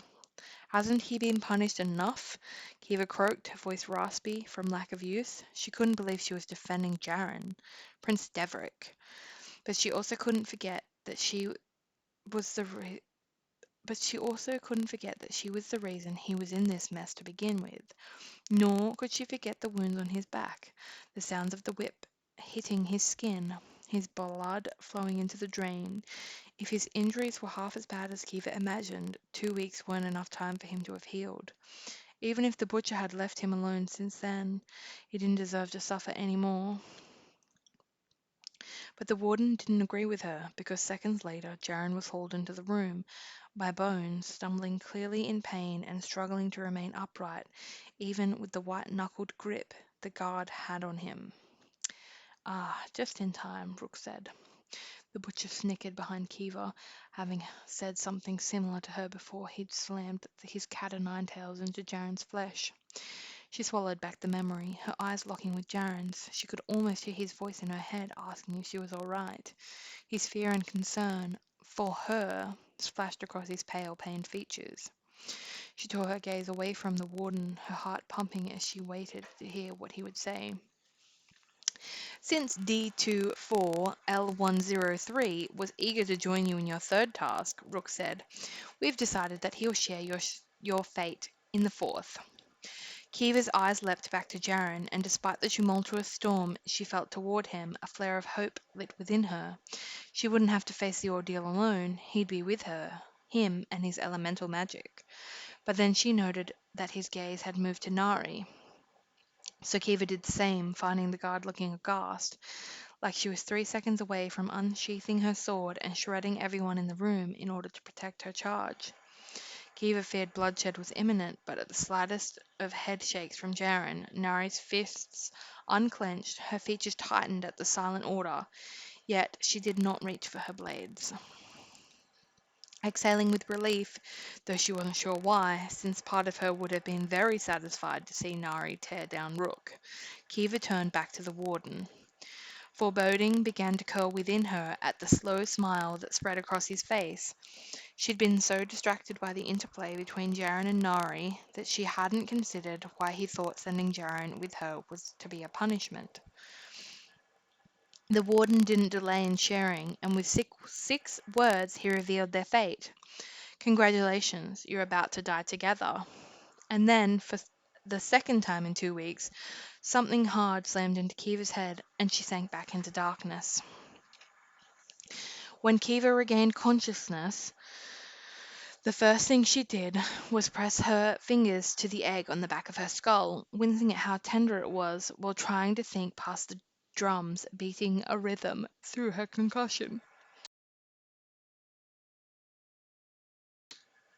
She was lucky she could think at all, fully aware of how serious concussions could be, and how even the shortest of blackouts could cause irreversible brain damage. She'd been fortunate no matter how much her aching head and churning gut said otherwise. Pushing past the pain and nausea, Kiva struggled to her feet, seeking to get her bearings. Wherever she was, it was pitch black, and after shutting down her immediate panic that the head trauma had turned her blind, her next fear was that she'd been sent back to the abyss. But when she expanded her senses, she realized that it smelled different, felt different. The air wasn't fresh, but it wasn't foul like in the abyss. It was wet, musty, earthy, and while it wasn't warm, it also wasn't as cold as where she'd been for a fortnight. There was a humidity to it, a dampness.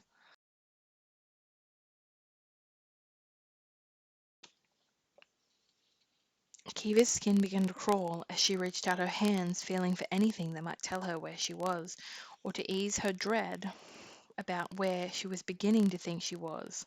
Waving her arms, she shuffled forward carefully, but before she could make it 2 steps, her foot caught on something and she tripped, falling blindly. She didn't land on solid ground. She landed on something hard, but also soft. Something that groaned when her weight landed on it. Something that moved. There was only one thing it could be. Only one person it could be. Kiva hurried to untangle herself from Jaren in the darkness, accidentally elbowing him as she scrambled backwards, eliciting another moan of pain. Sorry, she rasped out. The last thing she wanted was to apologize to him, of all people, but it was an automatic response. Kiva, Jaren rasped back, his voice equally hoarse with the lack of use. Is that you? She wanted to snap out a barbed reply, asking who else it could be, but she held her tongue, only saying, Yes, it's me. Another low moan, followed by the rustling sound of Jaren sitting up. My head feels like it's been split in two, he said. Kiva didn't confirm that she felt the same. She didn't know what to say to him at all. Hang on, Jaren said. Just let me. Kiva recoiled and shielded her face as fire burst into being, like a floating ball of flames, lighting the space around them. Her eyes watered as they adjusted, but then she was able to take in where they were. Her fears confirmed. We're in the tunnels, Jaren said, realizing it as well, his tone almost puzzled. Kiva looked at him, seeing him for what felt like the first time, a prince disguised as a prisoner, still wearing the same clothes he'd been seen in 2 weeks ago, but now stained with blood. His blood. If she didn't know who he really was, if she didn't have the evidence of it floating in the air before her, she never would have believed it possible. Kiva, did you hear me? Jaren asked, looking from the tunnel back to her. What he saw in her face caused him to still. You should have told me. The 5 words came from somewhere deep within her, somewhere that had been fed by betrayal and hurt for the last 8 days, somewhere that was laced with all her pain, loneliness from the last 10 years. Kiva, you should have told me, she repeated, returning to her feet, needing not to be on the ground for whatever was about to unfold. Jaren followed after her, his face ghostly pale and tight with pain as he struggled first to his knees and then the rest of the way. Kiva didn't reach out to help him, resisting every healer instinct within her to hold on to her anger. I tried to tell you, Jaren said, panting slightly at how difficult it had been for him to rise, one hand pressed to his abdomen. He leaned a shoulder against the limestone wall, using it to brace himself, and remained standing. In the garden, before we found Tip, I was going to tell you then. Would that have been before or after you kissed me? Kiva said, in a hard voice. She remembered that moment clearly, how he'd been leaning in, his breath whispering across her lips. She shoved the memory away, refusing to acknowledge how it still made her feel. Before, Jaren said, his tone calm, soothing, as if talking to a wild animal. I'd been wanting to tell you for a while, but never found the right time. I wasn't going to let things go further between us before you knew. You've had 9 weeks, Jaren, Kiva cried, ignoring the fact that the last 2 were spent with them in separate punishment cells. even after that night in the garden, there were still days before what happened in the quarry. You could have told me at any time. You should have told me at any time. And what would I have said? Jaren asked, his calm tone morphing into exasperation. Guess what? I've been lying to you about who I am. Please don't hate me for it. Yeah, I'm sure you would have been fine with that. Of course I wouldn't have been fine, Kiva said loud enough to echo off the tunnel walls.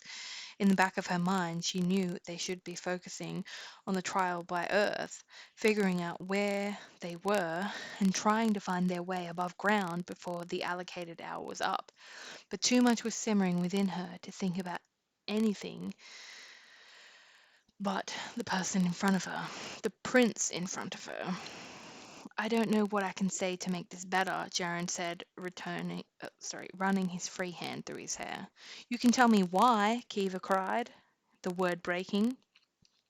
Jaren's face softened. She didn't want to see him looking at her like that, realizing just how upset she was. No one knows the full story, he said quietly, moving a step toward her, but then buckling slightly and shifting back to lean against the wall, again, his second hand now pressed to his abdomen as well. Kiva noted the move, a distant part of her frowning, but before she could muster her inner healer and ask if he was all right, he continued. Only Nari. He paused. I assume you know that she's your golden shield, Kiva said. Yeah, you're both just full of surprises. Jaren had the decency to look contrite, but Kiva remained unmoved. Taking a deep breath, then wincing and paling further, Jaren revealed, I came to Zalandov to get information about the rebel movement. Kiva froze. What? We heard that Tilda Correntine had been arrested, but she was found across the border in Miravan, outside of our jurisdiction. Jaren explained something Kiva already knew. Miravan's ruling house wouldn't even consider handing her to us, despite knowing the history between the Valentis and Quarantine bloodlines. They delighted in making it impossible for us to talk with her, not without us starting a war with them. Talk with her, Kiva repeated, her voice a little more than a croak. You mean interrogate her? Jaren watched her carefully, clearly weighing his words. I know you're sympathetic to her cause. You've already told me as much. Everworld help her. He was right. She'd told the Crown Prince and his most trusted guard that she understood the rebels' motives. She might as well have said she was one of them, for all the difference it would have made. If she weren't already locked up in Zalandov, that was exactly where she would be headed for such an admission. Her father had been arrested for less. Your compassion for them is admirable, Jaren continued, and your reasoning is sound. Kiva's mouth fell open. She quickly closed it again. But that doesn't change the facts, he went on. What I told you that night remains true. There's been too much unrest from the rebel movement in recent years, and none more so than in the last few months. The uprising is in full swing, with them hell-bent on creating havoc and discord throughout not just Avalon, but beyond it. Until the quarantine has been their figurehead, recruiting more and more followers and rallying them against the Valentis crown, my crown. Kiva's blood was like ice. No wonder Jaren had never liked Tilda. They were sworn enemies. I won't lie, Jaren said. It was hard hearing you defend her cause. I didn't defend her cause, Kiva's mouth spoke before she gave it permission. I just said I saw where they were coming from. She shook her head, clearing her thoughts. You still haven't explained why you're here. What information did you think you'd find? I came for Tilda, Jaren said, as if it were obvious, and really, if it was, even if Kiva struggled to accept it, to understand. When Miravan finally agreed to send her here, I realized there was a way for someone to speak with her. Yes, all right, interrogate her, without them knowing. We can't risk open war right now, but if someone could come in undercover and get close to her, encourage her to reveal her plans, it made sense to try. It made sense? Kiva repeated, incredulous. Jaren reached up to scratch his jaw, then quickly returned his hand to his middle. In hindsight, it was a foolish plan. You don't say. We all knew it was a risk, Jaren defended himself, but we couldn't let the chance slip by, not when the knowledge Tilda holds could be vital for the safety of our kingdom. Pause there, Kiva said, holding up a hand. Who is we? There were three of us in on the plan. I was only meant to be overseeing it from afar, Jerem said. Once we found out Tilda was coming, Nari and the other royal guard volunteered to infiltrate the prison, but the other guard, Edrin, broke his leg, Kiva said, suddenly recalling Nari's words in the abyss. So you came in his place. Jaren squinted at her. You already know? That's all, nothing else. Jaren considered her words, then explained, My sister and I were heading to our family's winter palace in the Tenestra Mountains when news about Tilda's capture. I sent a missive to my parents, but as frustrated as they were, all they could do was try to negotiate with Miraven for Tilda to be brought to Zalandov. I knew those negotiations would take weeks, enough time for Nari, Adrian, and me to form a plan. Enough time for Nari to go on ahead and insinuate herself as a prison guard, waiting for Adrian, who would arrive later and assimilate with the other inmates, then find a way to interrogate the rebel queen. But then Adrian was injured, Kiva said. Jaren nodded, a sheen of sweat beginning to dust his forehead, his eyes glazed with pain. The timing was terrible. It happened the day he was meant to be transferred here. I made a snap decision and took his place when the wagon from Valenia passed by the Winter Palace. Figured I'd get into the prison, get answers, then Nari would sneak me out, as had been the plan with Adrian.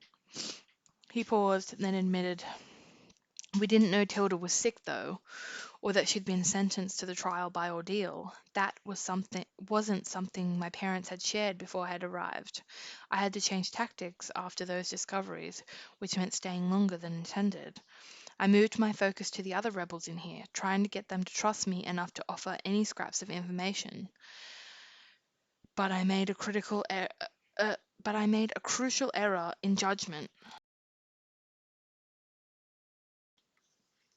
Just one, Kiva said. Jaren ignored her tone and said, I didn't realize Cresta was their leader, and after I defended you to her on that night, he shook his head. Let's just say I had trouble making friends with them from that point onward, no matter how hard I tried.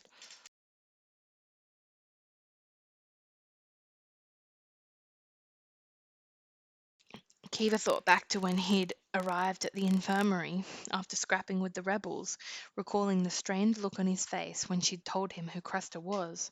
She'd thought he'd been worried about making enemies. She'd had no idea he'd wanted them to be his friends, if only so he could use them, then toss them away. Sounds like you got more than you bargained for coming here, Kiva stated, unable to summon any compassion.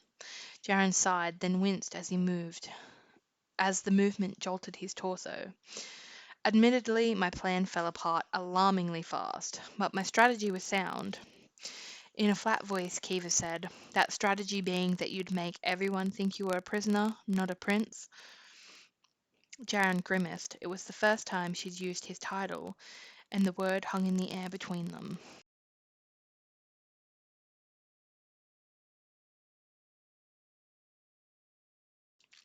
I thought staying undercover would help the rebels think I was one of them, Jaren confessed, sliding a little further down the wall, as if even leaning against it was requiring too much effort.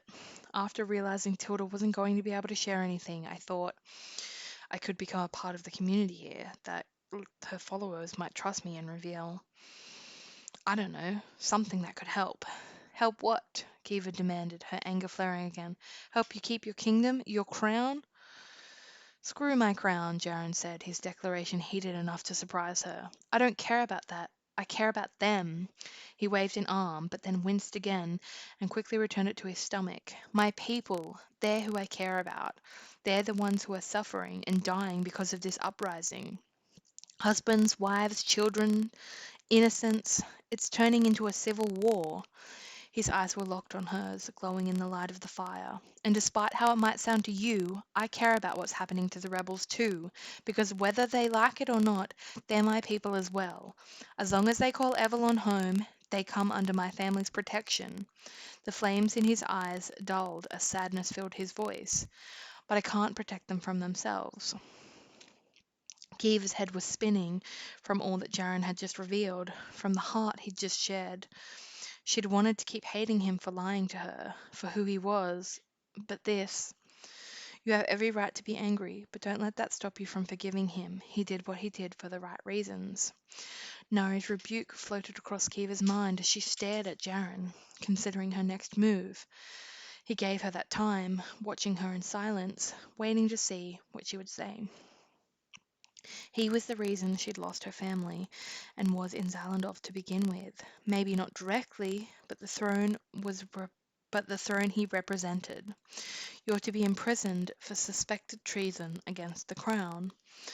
Only Jaren didn't know. She'd told him about her brother's death and that she'd been imprisoned with her father, but she'd never said what Farron Meriden had been arrested for, how he'd been spotted near a rebel in a marketplace. She hadn't even mentioned that it was a royal guard who had killed Karen, which would have been a dead giveaway.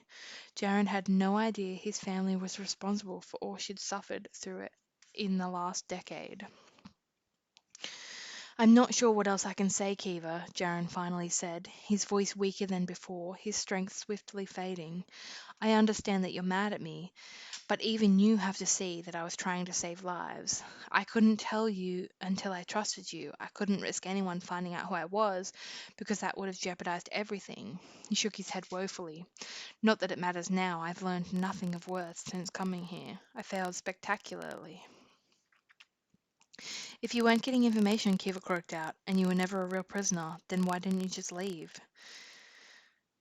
His blue gold gaze locked on hers.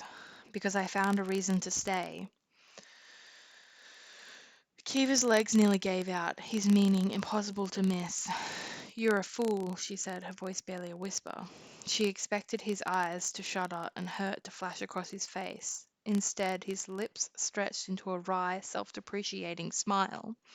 My sister said the same thing when she accosted me after the first ordeal, only she used much stronger words. Kiva recalled him sharing that only Nari and the injured Adrian had known the full version of his noble but stupid plan. You didn't even tell your family. Mirren and my cousin Calden both knew a little, he paused before explaining further. My brother Oriel was meant to be meeting Miri and me at the Winter Palace, but he decided to stay in Valinia at the last minute. Cal came instead, arriving a few days before Adrian broke his leg. So both he and Miri were were there when I changed the plan. I told them as much as I dared, then swore them to secrecy. Jaren's gaze turned inward as he went on. When I learnt that my family was to witness the first trial, I had Nari send a message to Cal, begging him to come and act as if he were me. We've done it before. We're the same height and build, and the masks hide our faces. Plus he owed me a favour. A quick, quiet snort. Multiple favours. People call me reckless, but Calden is a menace. A menace indeed. Kiva now realised it was Jaren's cousin who had been on the gallows that day, and had then later come into the infirmary and flirted with her.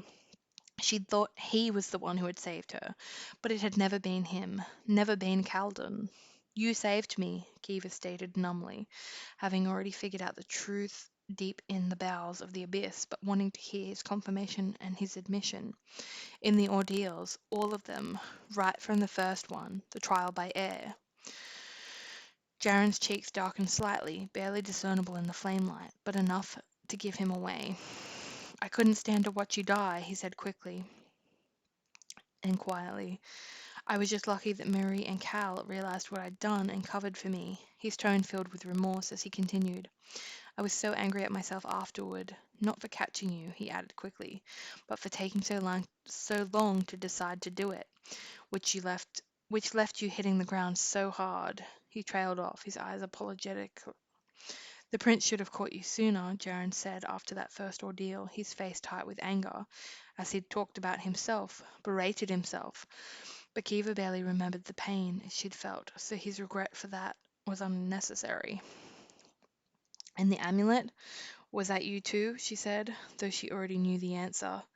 That was why you weren't concerned about me before the fire ordeal, because you knew the magic, your magic, would protect me. Jaren looked even more uncomfortable, but he nodded. And then the water ordeal? Why, Jaren? Why save me? Because you're good, Kiva, he said, as if that was all that mattered. I've watched you with the other prisoners, even people like Cresta, who go out of their way to make your life miserable. You treat all of them the same. Heck, you even treat the rebel queen like the rest of them. Better, even, and I know you've already told me why, just as I know I'll never fully understand. But I don't have to, because I can see your heart. You didn't deserve to die, and it was within my power to keep you alive, so I did. The enormity of what he was sharing wasn't lost on her. He'd interfered with the trial by ordeal, not once, not twice, but 3 times. He'd saved her life, over and over again. I don't know what to do with that, she admitted, her voice hoarse. You don't have to do anything with it, he said, sliding further down the limestone wall, sounding weaker by the second. You once told me that the world needs people like Tip out there in it, and he's wasted in here. I'd argue that the same is true about you. Quieter, he finished. I don't expect anything from you, Kiva. I just want you to live. I want you to be free, and for that, you need to survive. Kiva closed her eyes at his words, at the longing she felt in her soul for them to be true, and they could be right now. They were only just barely out of her reach. All she had to do was make it through this trial, and she would have. All of what Jaren wanted for her, all of what she wanted for herself. Then I guess we'd better find a way out of these tunnels, Kiva said, emotion clogging her voice. She was sure everything she felt toward Jaren was shining in her eyes when she reopened them, so she looked away from him and into the dark passageway. But we're running out of time, and Rook seemed pretty confident that we would die down here. We'll be out within an hour, easily, Jaren said. At Kiva's surprised look, he added, Rook made a mistake sending me. He all but guaranteed your success. Kiva raised an eyebrow. That sounded cockier than I intended, Jaren said, his cheeks flushing again. I just meant...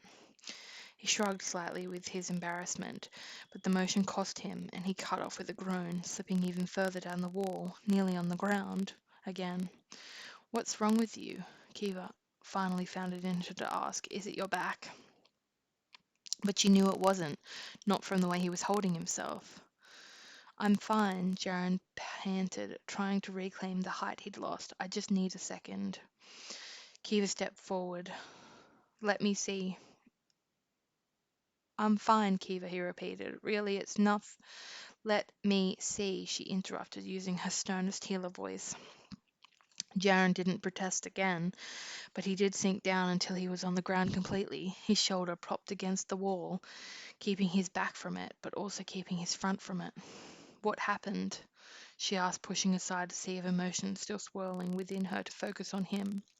The butcher decided to leave me with a parting gift, Jaren shared, if reluctantly. Kiva's stomach hollowed out and she knelt before him. Slowly, carefully, she reached for the hem of his tunic, drawing it up above the waistline of his pants, her mind at war with her heart. Inch by inch his torso was exposed, the muscles rippling in the firelight revealed what the butcher had done.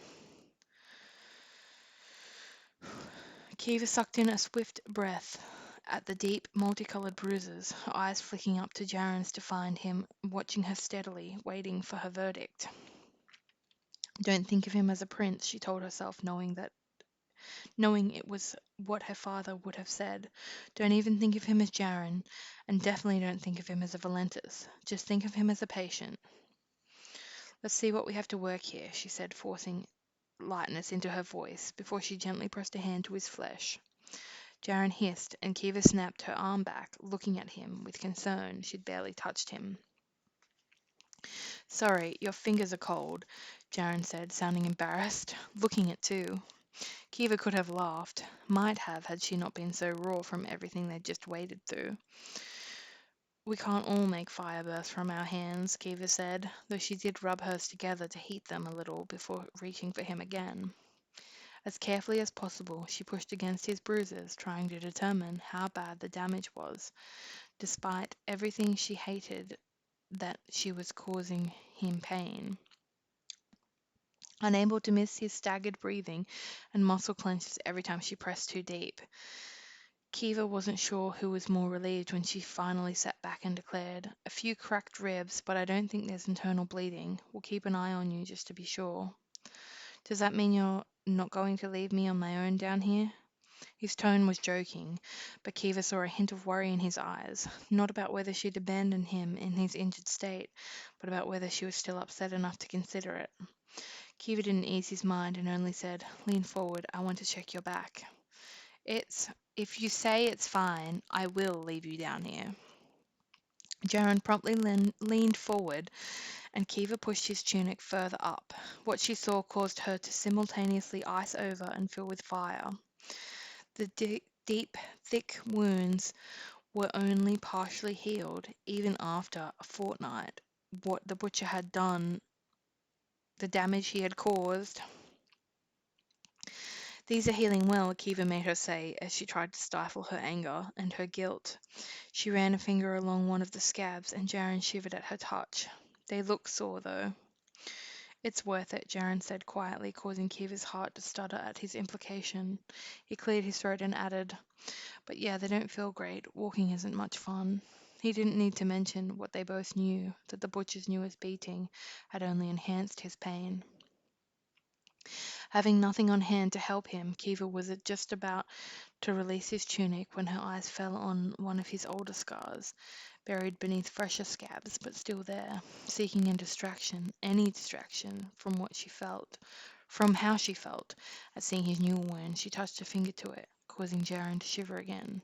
But then he froze when she said, "You said someone close did this to you." Jaren pulled away from her, lowering his tunic. "Forget what I said." "Forget? Forget?"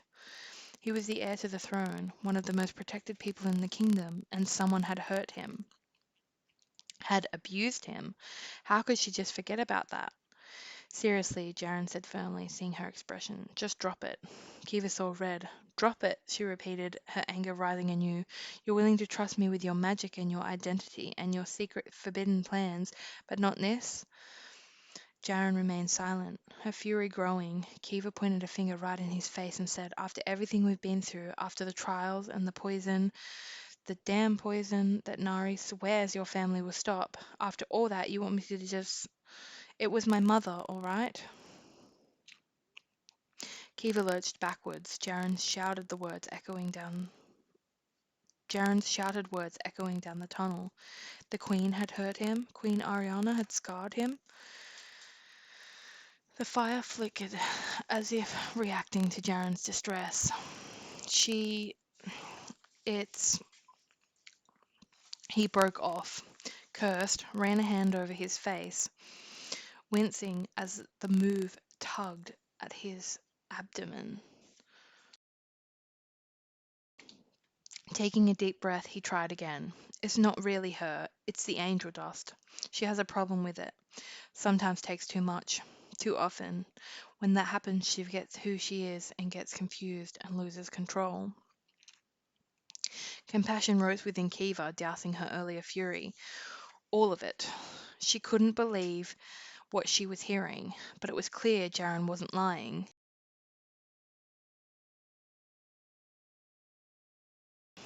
It also explained why he wouldn't take poppy milk or any other addictive drug.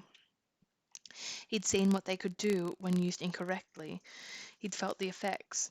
He lived with the scars. She opened her mouth to say something, anything, but he got in first. "Please," he rasped out. "Don't look at me like that. Don't look at me like I'm broken." Kiva didn't think he was broken. After everything she'd learned about him, she thought he just might be one of the strongest people she knew, and that terrified her. "Come on," she said, rising to her feet and holding out a hand. "We should get going." Jaren stared at her fingers as if they would bite. "You're not saying anything," he said. "I just said something," Kiva returned. "I said we should. About my mother, my scars."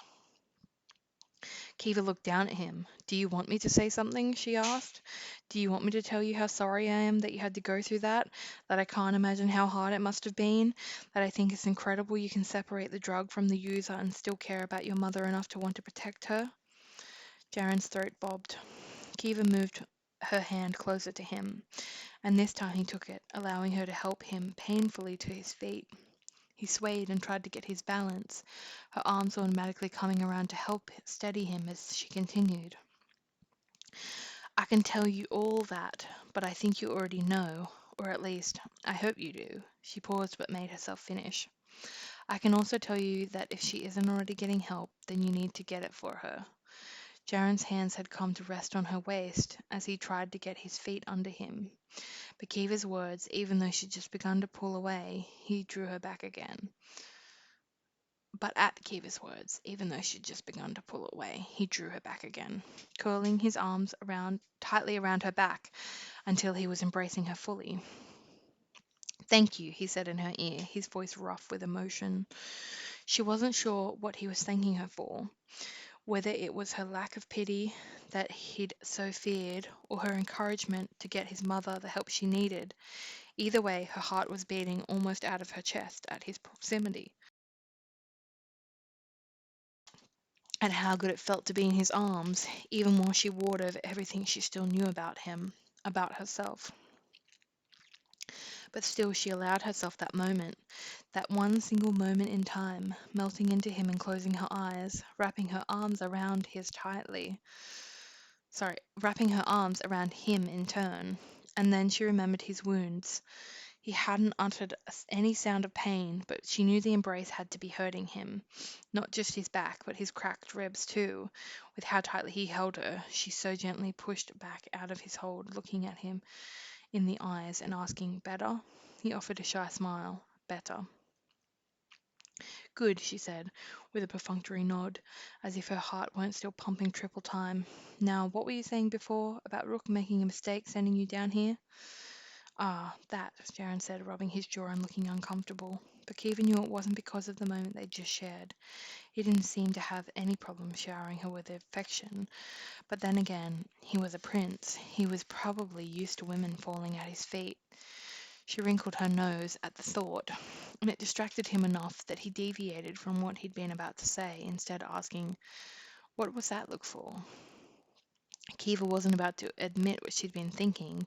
She thought quickly and said, "I just realized I don't know what to call you. Jaren, Deverick, I'm unsure of protocol here." This time it was Jaren who wrinkled his nose. "I hate the name Deverick. I always have. My middle name is Jaren. That's what my friends and family call me." Pointedly he said, "That's what you can call me too." "Not Prince Jaren?" Kiva asked. "No, just Jaren." "What about Your Highness?" He pulled a face. "Definitely not." "Your Grace?" "I'm not a duke." "Your Excellency?" "Nor a lord." "Your Majesty?" "Please stop." Kiva couldn't believe she was holding back a laugh after everything they'd just been through. But the look on his face. "Fine, I'll stop," she agreed, "but only because I wouldn't want you to throw me in prison." She tapped a finger to her lip. "Oh, wait." "You're hilarious," Jaren deadpanned. But there was a renewed light in his eyes, and seeing it eased something within her. "For the record, I've never sent anyone to prison, and after being here myself," he shuddered, "I never intend to, at least not until this place has undergone some considerable reconstructing. Things have to change." In a quiet voice, as if making a promise to himself, "Things will change." Kiva wanted to believe him. She really did, but he wouldn't be able to follow through on any of his good intentions from in the middle of a tunnel labyrinth. "How about you start refining your prison takeover after we find a way out of here?" she said. "Right," Jaren agreed. "That's what I was about to tell you, why Rook made a mistake." "I'm listening," Kiva said. She noticed that Jaren was beginning to sway again, so she made a decision, sliding up beside him and carefully wrapping her arm around his waist. She knew it would hurt him, but there was no way they'd be getting out of the tunnels if she didn't help him walk.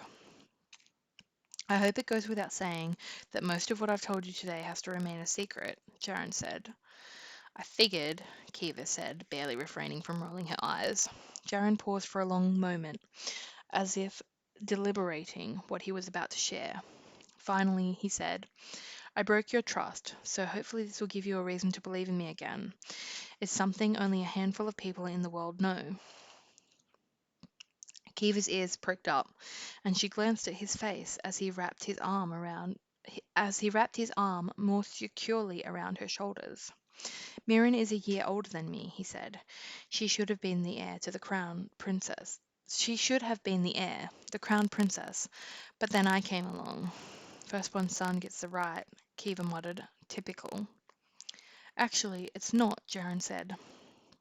Our ancestor, Queen Serana, she ruled alone. After King Torvin left, later in life, Serana had a daughter who went on to rule when she died. Then that daughter had a daughter, who had a daughter, and so on it went, all down the line. A few princes rose up to be kings if they happened to be the eldest siblings, but for the most part, Valentis mothers tend to bear daughters as their firstborns. Kiva's forehead crinkled. Then why? This is the part few people outside of the family know, Jaren said, his tone serious enough for Kiva to realize how much he was trusting her right now. When she held his gaze, offering her own silent promise in return, he looked away from her, sending a floating fire ahead, where it stopped at pronged at a three-pronged fork in the tunnel, lighting it up. A hollow feeling hit Kiva as she suddenly understood just how dire their situation was. This was the trial by Earth. They'd been dropped deep beneath Zalandov prison in the labyrinth of a tunnel system. It extended for miles in every direction, an unending maze that not even the guards could fully navigate. Some passages turned into dead ends, others were submerged and headed to the aquifer, and still more continued on seemingly forever. Without Jaren's fire, they'd be blind down here. Perhaps that was what Rook was counting on, his assumption that they'd be unable to see anything, left to feel their way through the darkness until exhaustion and starvation killed them. No wonder the warden had been so gleeful with his parting remark. What a hideous way to die. But while Jaren's flames at least gave them light to see by, it didn't help them get out of the tunnels. They were still lost. They still had no means to escape. Perspiration began to bead on Kiva's brow as a sudden intense feeling of claustrophobia took hold of her. It wasn't uncommon for tunnel sections to cave in, killing scores of prisoners in an instant. Something like that could just as easily happen to her and Jaren. Kiva? Came Jaren's voice, his arm squeezing her shoulder. She blinked and looked up at him again, seeing the concern on his face and realizing that he'd been talking to her for some time. Sorry, what? She asked. Even she could hear the fear threading her tone.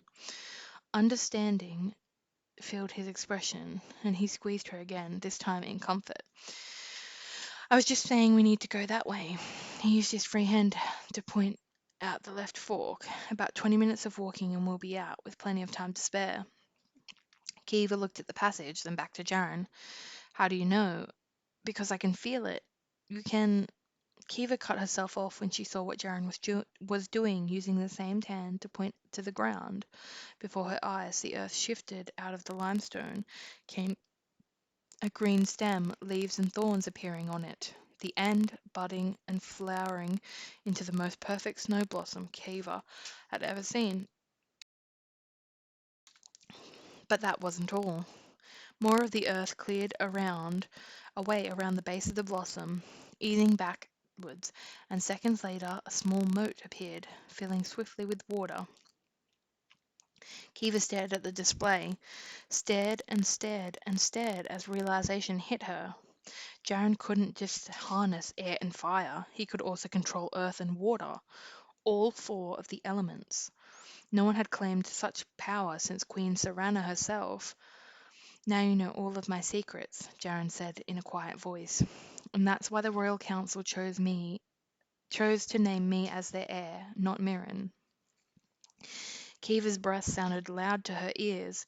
She wasn't sure how to process what she just learned, the magnitude of what he'd just shared. But she could feel how tense Jaren was beside her, his body locked as if afraid of her reaction. So she forced herself to relax and said, So we go left? Air rushed out of Jaron, a relieved, almost disbelieving laugh. Yeah, he said, we go left. As if he couldn't help himself, he leaned in and pressed a kiss to her temple, his unspoken gratitude for her not making a big deal out of what was most definitely a big deal. 20 minutes, huh? Kiva said, still trying to remain as calm as possible on the outside, while inside she was reeling. I'm looking forward to seeing Rook's face when he realizes we're alive. I'm looking forward to seeing his face when he has to let you go free, Jaron said, as they slowly began to walk in the direction of the bobbing firelight. That too, Kiva said, unable to keep the wonder from her voice. As far as the trials went, this one was the easiest by far, but only because of Jaron. Without him and his elemental magic sniffing out the exit, Kiva would have met her death in these tunnels. She was sure of it. Jaron hesitated for a moment. But then, as they turned down the left fork and continued on, the fire floating before them, he warily said, Tilda will be freed with you. Kiva understood how this was a problem for him. Frankly, she was still amazed that he'd saved her in all of the ordeals. When it meant he was also saving his mortal enemy. A strange tingling sensation blossomed within her, but she stamped it down. Now was not the time. She still had so much to think about, so much to reconcile. She's really sick, Jaron, Kiva said. Rebel Queen or not, she's hardly a threat. For now, he returned. But if she gets better, that's a problem for another day, Kiva said firmly. Jaron's tension didn't fade, and Kiva couldn't blame him, knowing who he was and who Tilda was to him. She grappled for a compromise, something that would get Tilda out of Zalandorf but also neutralize the danger he feared her to be. You could take her back to Valinia with you, Kiva said, though it cost her. Your royal healers would be able to do so much more for her than anyone else, and if she recovers, then you might be able to get the answers you came here for. You could find out what the rebels are planning, even ask why she was in Miravan to begin with. She'd be freed of Zalandorf, but safe in your custody.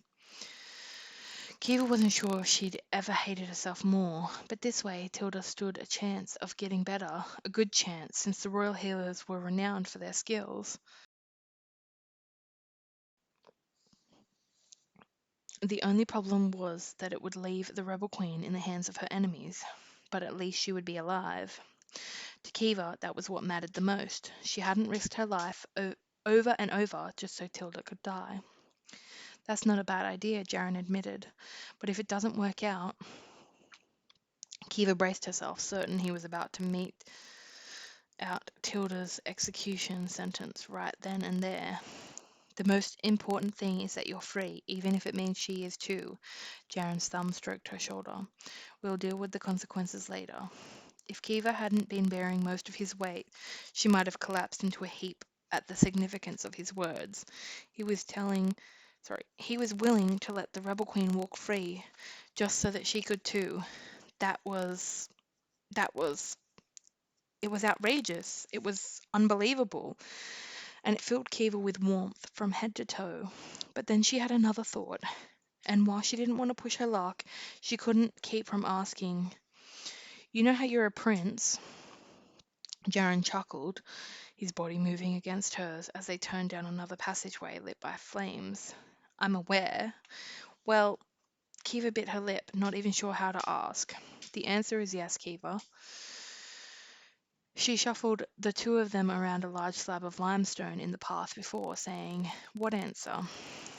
I assume you're trying to ask me about Tip? Jaron guessed correctly. There's no way I'm letting him stay in here. Once you're free, he's free. I'll make it happen. Tears filled Kiva's eyes, and she didn't try to hide them when Jaron turned to look at her. Thank you, she said, with obvious feeling, while she'd already spoken with the warden about becoming Tip's guardian if she survived the trials. After all she'd since learned about Rook, she feared he might renege on their deal just to spite her. Now at least she had the backing of the Crown Prince. Tip would finally be free. Jaron sent her a soft smile in return before his face turned serious.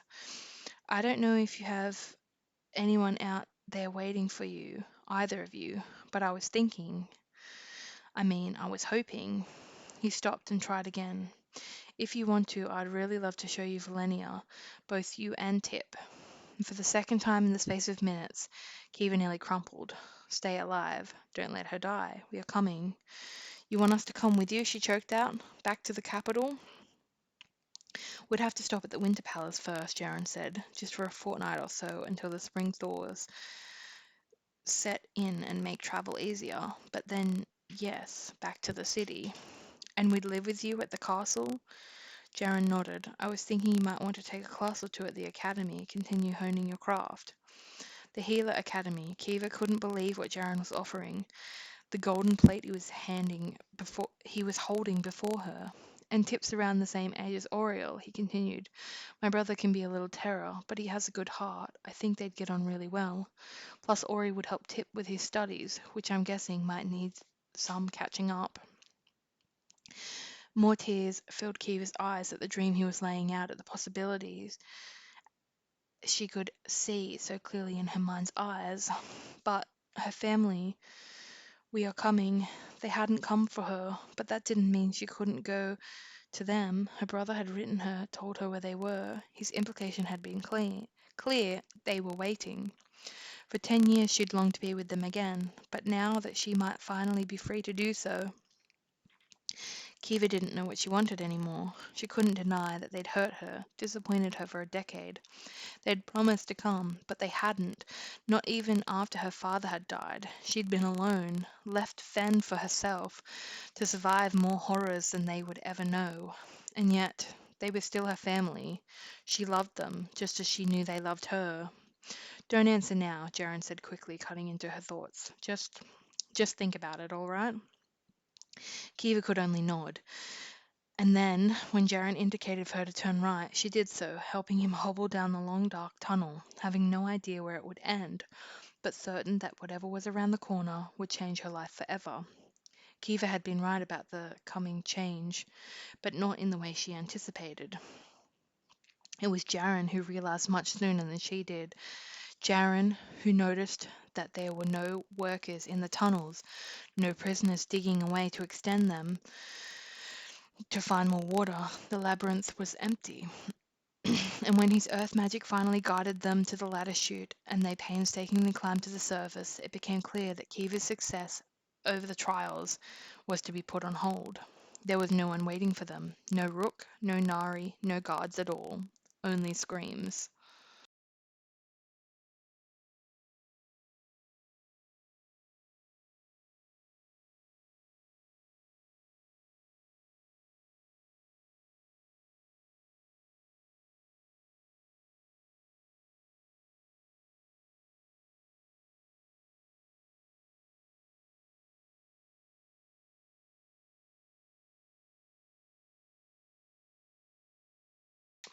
Chapter 32. It took Kiva mere seconds to realize what had begun while she and Jaren had been traversing the underground maze. It wasn't just the screams that gave it away, it was the sounds of steel on steel, the whistles of quarrels and arrows, the baying of hounds, and the blood. The grounds of Zalendorf were already stained with it. It was so much worse than any riot Kiva had witnessed before. Even from within the domed building that covered the entrance to the tunnels, she could see masses of prisoners fighting against the armed guards, hammers and chisels and pickaxes against swords and shields and bows. Everywhere she looked, people were wrestling. Bodies littered the ground, some writhing in pain, others still and silent. None cried out louder than those fending off the dogs, whose sharp canine teeth shredded flesh and snapped bones. All of this Kiva took in within a space of a breath. Panic overwhelmed her mind before adrenaline cleared it. She looked at Jaren and gasped, Tip, Tilda, I have to go, he finished for her, urging her forward. I'll catch up. She was already running as he called, Be careful, after her. He would follow as fast as his injured body allowed, but it might not be fast enough. She needed to get to the infirmary, to Tip, to Tilda, to make sure they were safe. She would barricade the door, lock them in the quarantine room, if she had to, whatever it took to protect them. Alicia and Nurgle would look after themselves. They'd probably already left to find a hiding place, but Tip and Tilda, Kiva needed to hurry, hurry, hurry. A whooshing sound had her swerving just in time to miss an arrow that shot into the ground, too close for comfort. Her feet faltered, fear clutching at her chest, but she continued on, sprinting through the bottleneck of inmates and guards clashing near the western watchtower, dodging and ducking until she reached the barracks and could use it for cover. The noise of the battle made her desperate to block her ears, if only to drown out all the agony around her. Why were they doing this? It would achieve nothing. The moment the violence broke out, the warden would have been ushered to the top of the wall, following protocol for even the smallest of riots. There would be no getting to him, not unless the prisoners overcame every single guard and then climbed the wall themselves.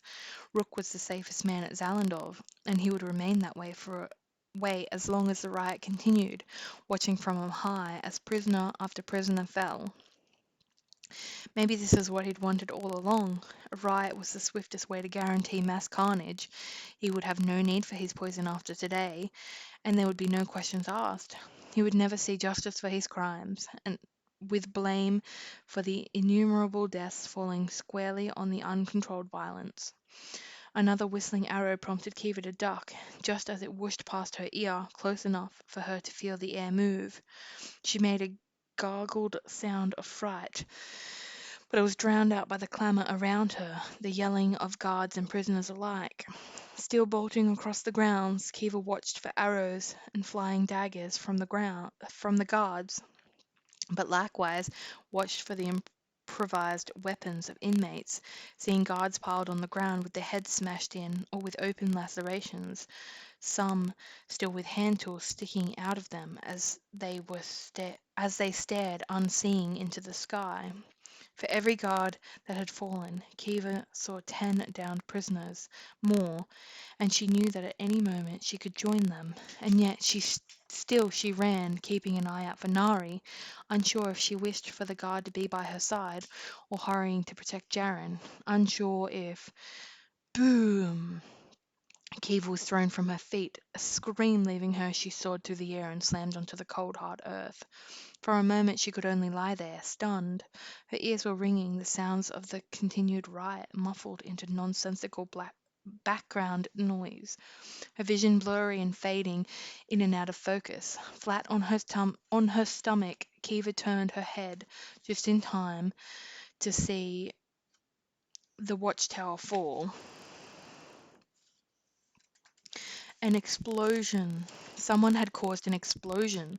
They'd blasted the base of the tower, the stone corner crumbling right out from under it, the entire structure tilting precariously before gravity took hold of it and it crashed to the ground. The earth shook at the impact. The guards who had been shooting arrows from the safety of the raised platform now crushed beneath it, dead. "Take that, you dogs!" Kiva's hearing had returned enough to hear Mott's cry, her vision clear enough to see him raising his hands in triumph. "Mess with an apothecary and you'll reap what you sow," he crowed before hobbling quickly into the storm of dust created by the collapsed tower, disappearing from view. The same dust reached Kiva moments later, her winded lungs objecting as she began coughing for clean air. "Get up," she ordered herself. "Get up." Tip and Tilda still needed her. She couldn't fail them. She couldn't. Determined, she pushed up on her weak arms, her head spinning. She nearly fell again, but regained her balance and staggered forward. It was harder to see now that everything was coated in a fine haze, but as Kiva struggled onward and the dust started to settle, she began seeing familiar faces fighting for their lives. First there was Cresta, the rebel leader, having stolen both a dagger and a sword, which she was using to cut down anyone in her path. As Kiva watched, Harlow succumbed to her blades, the quarry overseer collapsing to his knees as the light left his eyes. Next, she saw Grendel, the crematorium worker, throwing what looked like ash into the face of the guards nearest her, blinding them before ducking away to safety, only to repeat her action all over again. Then Kiva saw Bones and the butcher fighting back to back in the middle of the open ground, the two brutal men drenched in blood and slaying any prisoners who dared come near. Kiva felt sick watching them. Their gleeful looks showed how much they delighted in the violence. Hurry, she told herself, looking away. She couldn't linger, couldn't afford to waste any more time. Forcing herself to move faster, she pushed her wobbly legs until she was running again, sprinting, weaving around dueling prisoners, guards, until finally, there, Kiva could see the infirmary. A relieved sob gasped out of her. She couldn't believe her luck when she realized that there was no fighting near the entrance, the masses clearing the further she moved from the center of the grounds, where the numbers were still the thickest. A second sob escaped her, even as she continued flying towards it. She was close, so close. But then she saw the door. It was smashed open. Kiva stumbled, her feet moving too fast over the uneven ground, her arms cartwheeling to keep herself upright, just as another arrow sailed right over her head, exactly where her heart would have been had she not tripped. Shock and horror warred for her attention, but she shoved them aside. She couldn't spare a thought for her near miss and focused only on getting into the infirmary. Her lungs were burning, her muscles aching, every part of her desperate to find out, desperate to see if. She flew through the doorway, coming to a screaming halt now that she was no longer in immediate danger. The remaining breath fled her as she looked around, her heart stopping as she took in what had become of her healing sanctuary.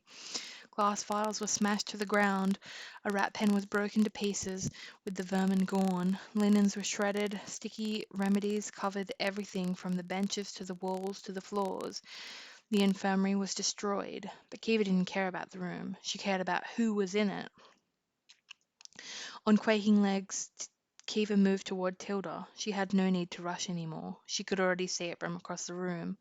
Blood, Tilda's blood. It was everywhere, her bed sheets soaked red, and her eyes, Tilda's blind eyes, they were staring up at the ceiling, unblinking, unmoving, just like the rest of her, as if watching from a dream, a nightmare. Kiva placed her trembling hands over Tilda's heart, over the gaping stab wound. That could mean only one thing. Nothing, not a single beat, as still as death. Don't let her die. There was nothing Kiva could do for her. Don't let her die. She'd tried so hard to keep Tilda alive. Don't let her die. A tear escaped Kiva's eyes, then another, before her knees buckled and she collapsed over the woman. Heedless of her blood, thinking only of all she'd suffered through to protect her, Kiva had survived the impossible, had survived the trial by ordeal, had completed the entire trial by ordeal, all for Tilda, so that she might be safe and freed. And now she was dead. I'm so sorry, Kiva choked out. I tried. Only twice before had she known such agony, such heartache. It was all she could do to keep whispering, I'm sorry, I'm so sorry, over and over again. Kiva? Kiva's head shot up, tears blurring her vision as she looked wildly around for the owner of the weak voice. Tip, she rasped, barely able to form the word around her flooding emotions. Where are you? When Tip didn't respond straight away, Kiva swiped at her face. Standing from Tilda's bedside, she called again, Tip, but then she saw him over in the opposite side of Tilda's bed, tangled up in a torn privacy curtain on the ground, and lying in a pool of his own blood. Tip! Kiva cried, bolting around the end of the bed and dropping to his side, so fast that her knees screamed in pain. She shoved the curtains aside, her eyes filling with the rest of the tears, as she looked down at the young boy and found the source of the blood. Her whole body shakes racked her frame, and she reached for him, pressing her hands to his abdomen as she sought to stem the flow, already knowing that he'd lost too much. There was no treatment that could fix this, no medicine that could save him. I tried to protect her, Tip whispered, his face so pale that it was nearly as blue as his eyes. I'm sorry, tried. He coughed, blood bubbling. He coughed, blood bubbling out of his lips and over his chin. Shh, Kiva told him, tears running down her face. Save your strength. I love you, Kiva, Tip kept whispering, his voice fading more, as if he'd been holding on long enough to see her one last time. Thank you for everything. Kiva hiccuped a sob, her hand still pressed against his gaping stomach, where his blood now came alarmingly slow. I love you too, she whispered back, moving one wet hand to press it against his cheek, her tears flowing faster. So I need you to stay with me, all right? We'll get through this just like everything else. Tip smiled at her, and despite his pallor, despite the severity of his wound, he still lit up the room. You've always been a bad liar, he whispered, still smiling. You should, you, you should. But he didn't finish because he coughed again and then continued coughing until his eyes rolled in the back of his head and his chest stopped moving. No, Kiva breathed. No, no, no, no, no. She moved her bloodied hands over his heart. Tip, please. It was still beating, but only just, the slightest of thumps, and it wouldn't remain that way for long, not now that he was no longer breathing. I can't lose you too, Kiva sobbed, her tears falling down onto him. I can't lose you too. And suddenly, Kiva wasn't seeing Tip anymore. The infirmary faded as she was swept away into a freezing winter's evening 10 years earlier. With sickening clarity, she remembered the moment the sword had been pulled from Karen's chest and he'd fallen in slow motion to the ground, how her father had pressed his hands to the wound and screamed for help, how Kiva had reached for him but been pulled away before she could so much as touch him. No one was going to pull her away today. Promise me, little mouse, her father had whispered, their very first night together in Zalandov. Promise me that you'll never do it again. But Papa, your hand was bleeding, you were hurt. It doesn't matter, he'd told her urgently. You know why I've been teaching you the healing craft. You know why it's so important. You have to keep learning so that no one ever finds out, Kiva said dutifully. That's right, sweetheart, Farron said, kissing her cheek. You have to stop. You can't risk it. Not in here. Not even for me. But I mean it, Kiva. Promise me, Farron said firmly. Promise me that as long as you're in here, no matter what, no matter who, you'll never ever do it again. And so Kiva had promised. Even when she'd feared her father had become sick, like so many others, even when he'd died, she'd kept her promise. But she couldn't keep that promise any longer. It might have been over 10 years, but her blood had been calling to her that whole time, waiting, waiting, waiting.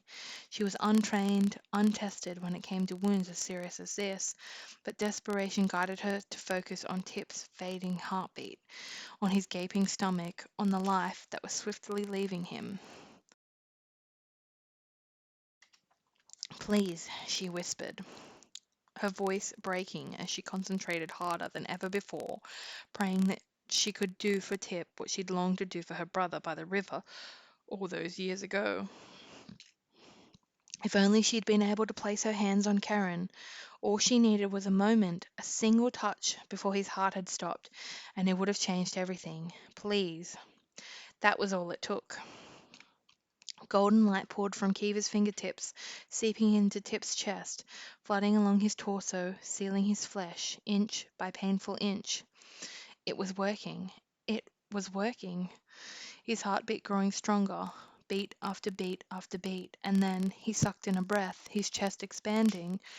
Kiva wept openly, keeping her hands in place, willing the golden light to keep healing, to keep sealing. She was nearly there, only a few more inches to go, and he'd be completely. Kiva!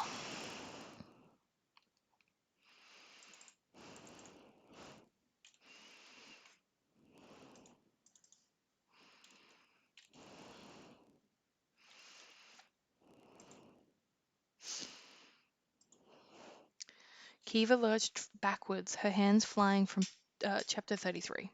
Kiva lurched backwards, her hands flying from Tip as she whipped her head toward the door, the golden light disappearing a fraction of a second before Jaren came stumbling into the infirmary, Nari at his heels.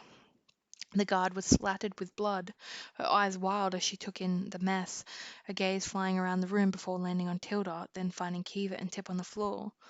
Kiva! Jaren cried again, seeing her at the same time as the guard. Two of them rushed over, Jaren heedless of his own pain as he stared in horror at the young boy surrounded by a sea of red. He's all right, Kiva rasped. It's Tilda's blood. He just has a small cut on his stomach and a bump on the head. He'll be fine. She had no idea how the lies were pouring from her so easily.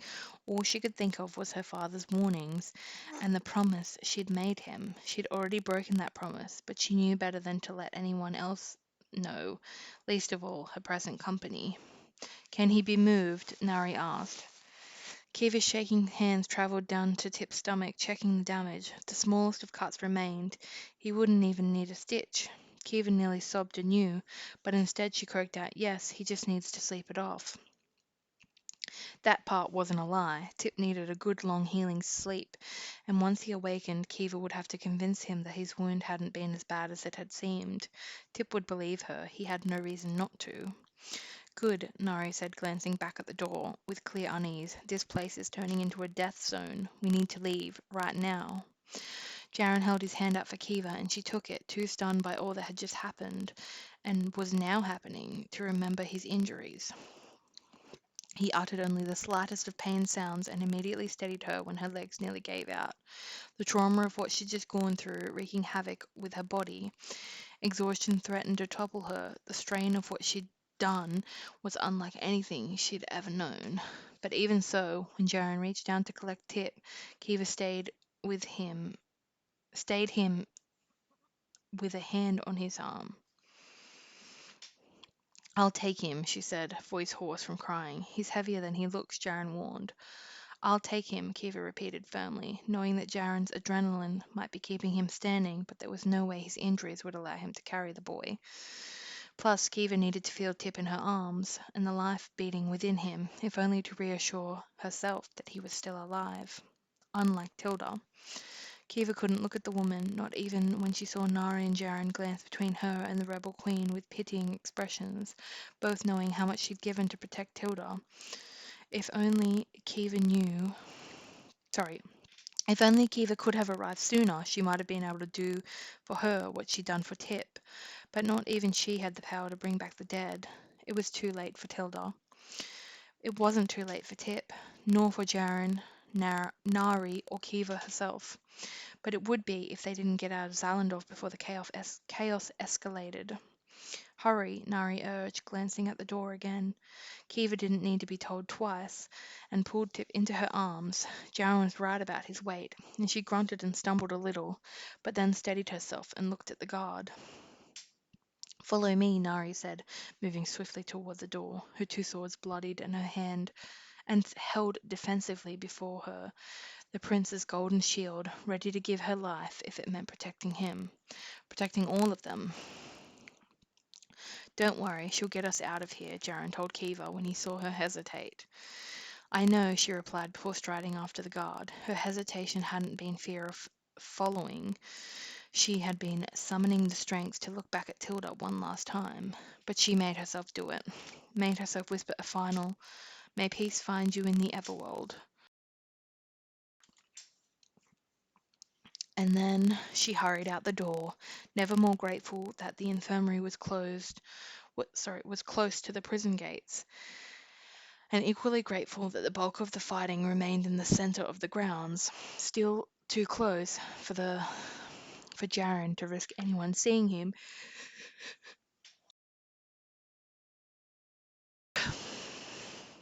Use his elemental magic to protect them, but far enough away that he didn't need to. Before Kiva knew it, they were standing at the massive iron entrance. The gates closed now because of the riot. "This way," Nari said, moving toward the base of the watchtower, where a much smaller door was cut into the limestone wall. Kiva hadn't noticed it before, having never been this close to the gates when they were shut. Pulling a large brass key from within her bloodied armor, Nari inserted it into the door. Stop! Dread filled Kiva at the commanding voice, and she turned to find the warden striding toward them, a contingent of guards at his heel. He'd come down from his hiding place for her, for Kiva. He wasn't going to let her go free. Or any of them, not as long as they knew his secret. Step away from the gate, Arel, Rook growled. That's an order. I don't take orders from you, Nari said, moving a step in front of Kiva and Jaren, renewing her grip on her blades. Not any more. Rook's eyebrows shot upward, and he looked pointedly at the guards with him. What exactly do you think's going to happen here? That I'll just let you go? He shook his head. I can't do that, I'm afraid. Too bad you don't have a choice, you horse's butt. Mott hobbled swiftly into view, his hand clasped around a vial raised like a weapon before him. The apothecary tutted when the guards moved in his direction. Did you see what happened to the watchtower? Unless you want a repeat of that right here? He shook the vial tauntingly. Then you'll let Kiva and her friends go. Kiva's heart clutched at his words, not at his threat, but because he hadn't said anything about going with them. Mott. Get out of here, Kiva, love, Mott said, his gaze softening as he looked at her and then settled on Tip in her arms. Give him a good life, yeah? You both deserve to find happiness. Come with us, she begged, even if she could already see the decision in his eyes. I'll only slow you down, and besides, I got work to do here, don't I? He winked and sent her a brown-toothed grin. Mott. Kiva tried again, but the warden cut her off. What are you waiting for? Rook yelled at his guards. Do something. At the command, they stepped toward Mott again, swords raised, while Rook himself moved closer to Kiva. You're not going anywhere, the warden spat at her. No, you're not going anywhere, Mott said before anyone else could speak, and he threw the vial at Rook's feet. Fire erupted on impact, enough that Nari swore as she, Jaren, and Kiva scrambled backwards to get away from the immense heat, until they slammed into the limestone wall behind them. It wasn't a blast like that which had brought down the tower, but the inferno was sudden and violent, forming a barricade of flames between them and the warden, causing Rook to retreat or risk being burned alive. Go, Kiva, Mott bellowed from the other side of the fire. I'll hold 'em off. Just go. Nari tugged on Kiva's sleeve, and she knew that she had to follow, knew she had to honor Mott's sacrifice, even if every part of her wished she could save him, free him. I'm sorry, Kiva, but we have to.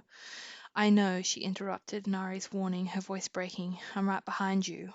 And she was. As Nari turned her brass key and opened the door, Kiva held Tip tighter and staggered through the exit after her, with Jaren bringing up the rear. This way, Nari said the moment they were all on the other side of the wall, leading them at a fast clip toward the stables. Kiva swallowed back her question and her emotions as they entered the large building, praying that Nari had a plan. And then she saw the carriage. Kiva would have laughed if she hadn't feared she'd start weeping. What a better way to escape the perimeter guards than in the warden's own private transport? Jaren, can you... Nari started, but she was interrupted by another voice. What are you doing in here? Kiva whirled around, Tip's legs swinging madly in the air, just in time to see Raz step out of an empty stall, a pitchfork held loosely in his hands. Half a second later, the pitchfork was gone, and the stable master was face down on the ground, Nari's knee in the center of his spine, and one of her blades pressed into his throat. Move and you're dead, the guard hissed at him. Nari, stop, Kiva cried. Raz made an alarming gurgle sound, but still Nari didn't release him. He's a friend, Kiva said, stretching the truth, but not wanting to see the stable master hurt. Please, he won't cause us any problems, will you, Raz? Another gurgling sound was all that came in answer, but it must have been enough to satisfy Nari, since she returned to her feet and sheathed her blade. Slowly Raz stood as well, rubbing his neck, his face pale as he stared at them. There's a riot happening inside the grounds, Kiva told him as Nari and Jaren moved away to begin preparing the carriage for the departure. It's a bad one, really bad. I know, Raz said, his voice trembling slightly, but not from the news of the riot. They've locked the gates. No one in or out. Kiva didn't waste time explaining how she and her friends had made it through the wall. Instead, she said, "We're leaving. You should come with us." Raz took a moment to reply, still recovering from Nari's attack. "I'm safe enough out here, and I can't risk losing this job, Kiva." She had known he would say as much, but she had to offer. "I won't stop you from going," Raz continued, his voice lowering as he feared the warden would hear. "You of all people deserve a chance at freedom." A renewed surge of emotion welled within Kiva, but she shoved it down. Now wasn't the time, not when she had to focus on escaping, and then on everything that came next. "If you truly mean that," she said, "can I ask for one last favor?" Raz sighed, already knowing what she was going to request. "Be quick about it." He jerked his head to where Nari and Jaren were coaxing a pair of horses toward the harness, the latter wincing with pain, but working swiftly despite his injuries. Aware that she was short on time, Kiva carefully lowered Tip onto a hay bale, then searched the area for a scrap of parchment and something to write with. Finding nothing, she looked to Raz, but he made a helpless gesture. Clenching her teeth, Kiva ripped a patch from the bottom of her filthy tunic, dipped her finger in wet blood, coating her body, and began to pen her final letter as a prisoner of Zalandov. And it's 4 lines of symbols. "We're ready to—" "What are you doing?" Jaren's voice was close enough that Kiva jumped, the last symbol of her coded note smudging across the material, but it was still legible. "I'm writing to my family," she answered, seeing no point in lying. She was about to tell him more, to explain about Raz playing messenger for years, but Nari called out to them, warning them to move faster, so Kiva tore her gaze from Jaren and handed the bloodied material to the stable master. "Please get this to them as soon as you can." Kiva didn't care whether he sent it off as if it was, or if he transposed her code onto parchment first, as long as her family received the message. "I will," Rouse promised as she drew Tip back into her arms. "Take care, Kiva. You too," she whispered before turning on her heel and following Jaren toward the carriage, where Nari was shifting impatiently from foot to foot. "Quick, get inside," the guard said, leaping up the front to drive them. We need to pass through the perimeter fence before Rook sends word to the guards there. We'll be free after that. They won't risk leaving their posts to chase us." Urgency thrummed between them as Nari prepared for them to leave, and um, Jaren opened the carriage's side door, holding a hand out to help Kiva.